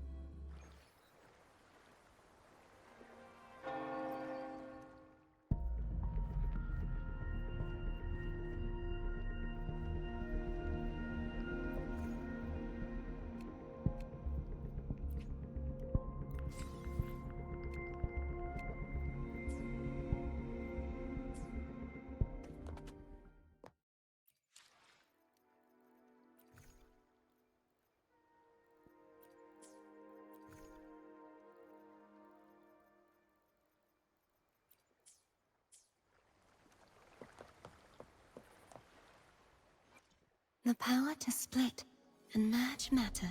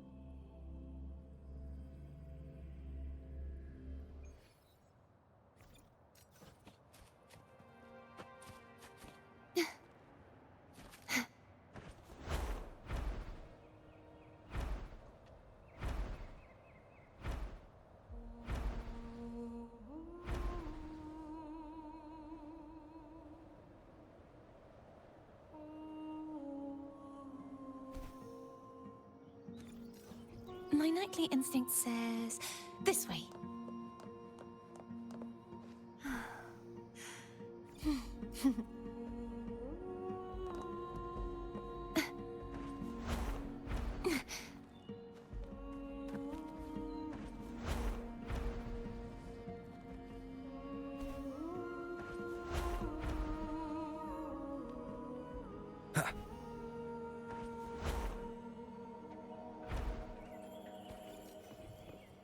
Seems like a new discovery.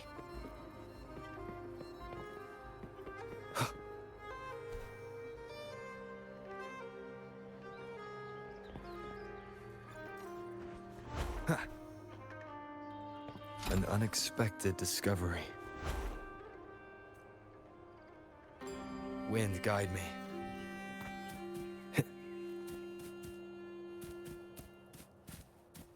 Remnants of the past.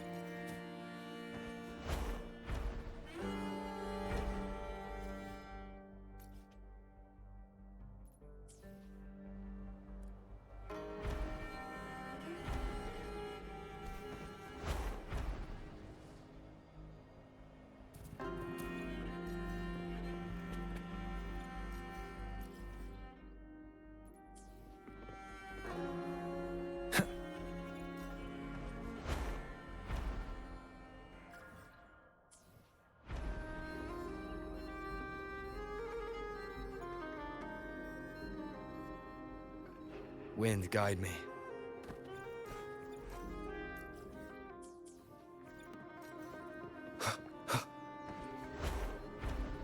Leave it to me.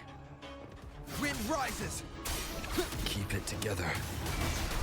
We'll face judgment! I am the Tempest! Thanks for watching! Ta-da! Ooh, the pitch is lowered. Now presenting a poem of finale. Perish! True form, revealed at last. Charge forth with me.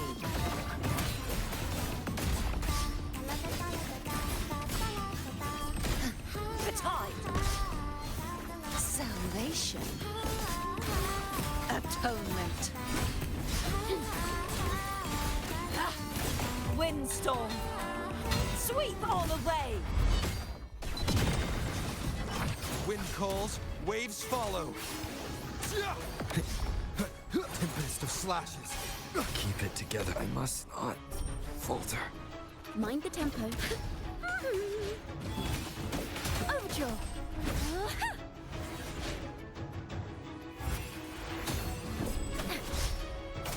Is this the end?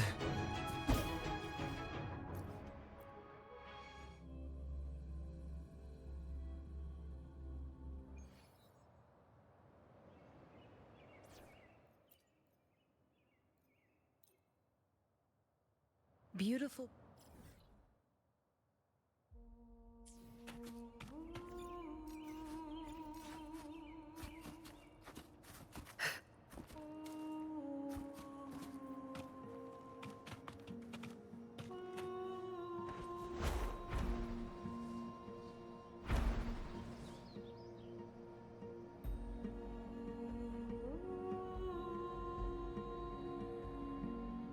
The lovely smell of all my prey. Cycle of corruption. Keep dancing!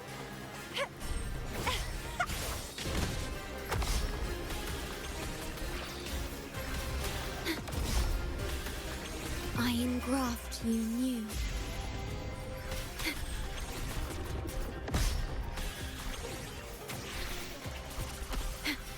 Load. Stay behind me. Shackles be gone. I can keep going. Bloom for Danger passion. perception. It's getting fun. Struggle harder. Entertain me. How pathetic. Vow from the soul. Low astral modulation. Perish. Stay behind me. Lotus pervade. Reborn from ancient roots.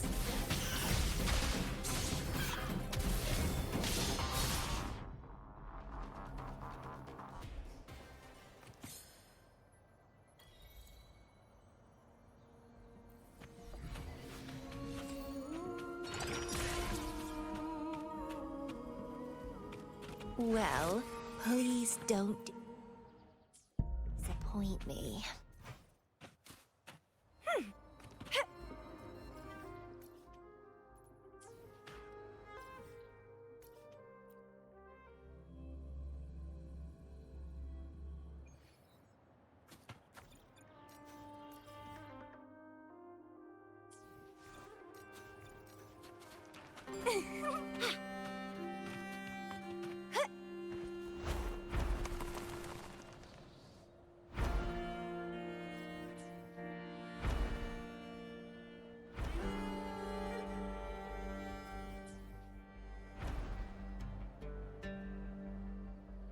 The lovely smell of all my prey. Feed my blossoms, self-deceivers! Warrant loading.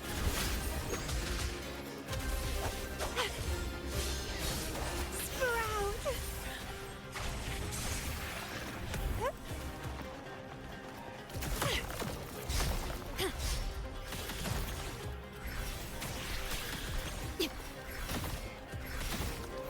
Stay behind me. Frozen blockade. A sprout of budding seeds!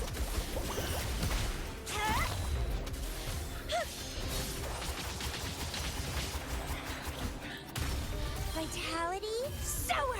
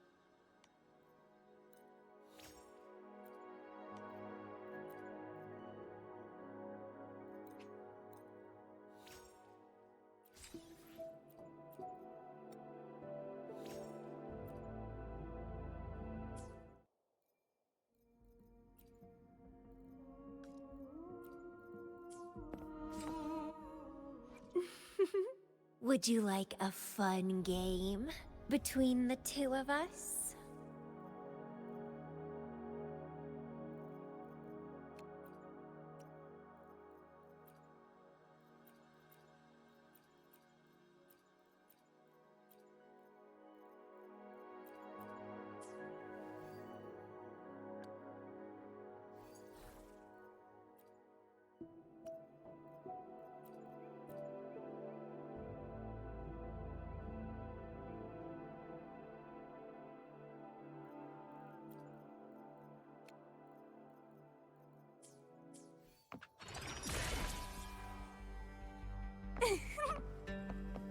What are you yearning for?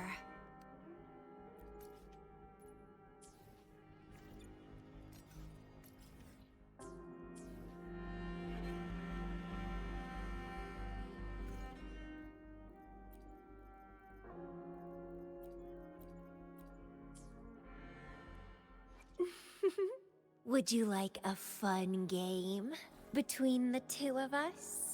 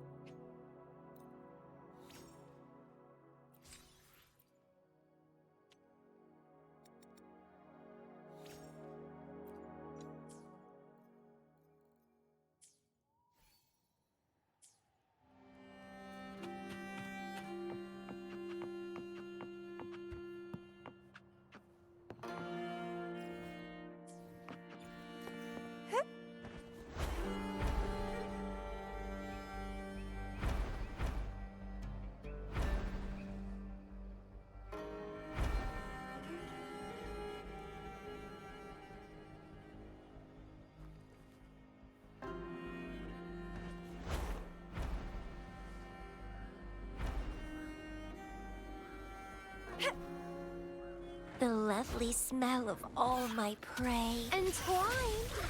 Loading. Cycle of shackles be gone.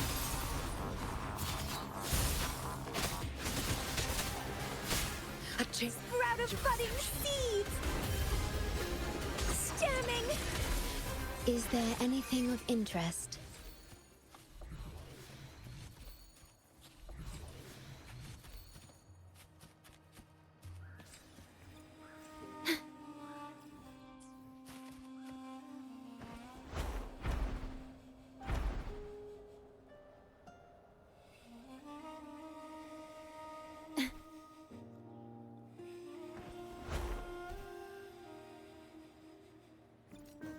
Manifest. Okay, loading. Come on, pal!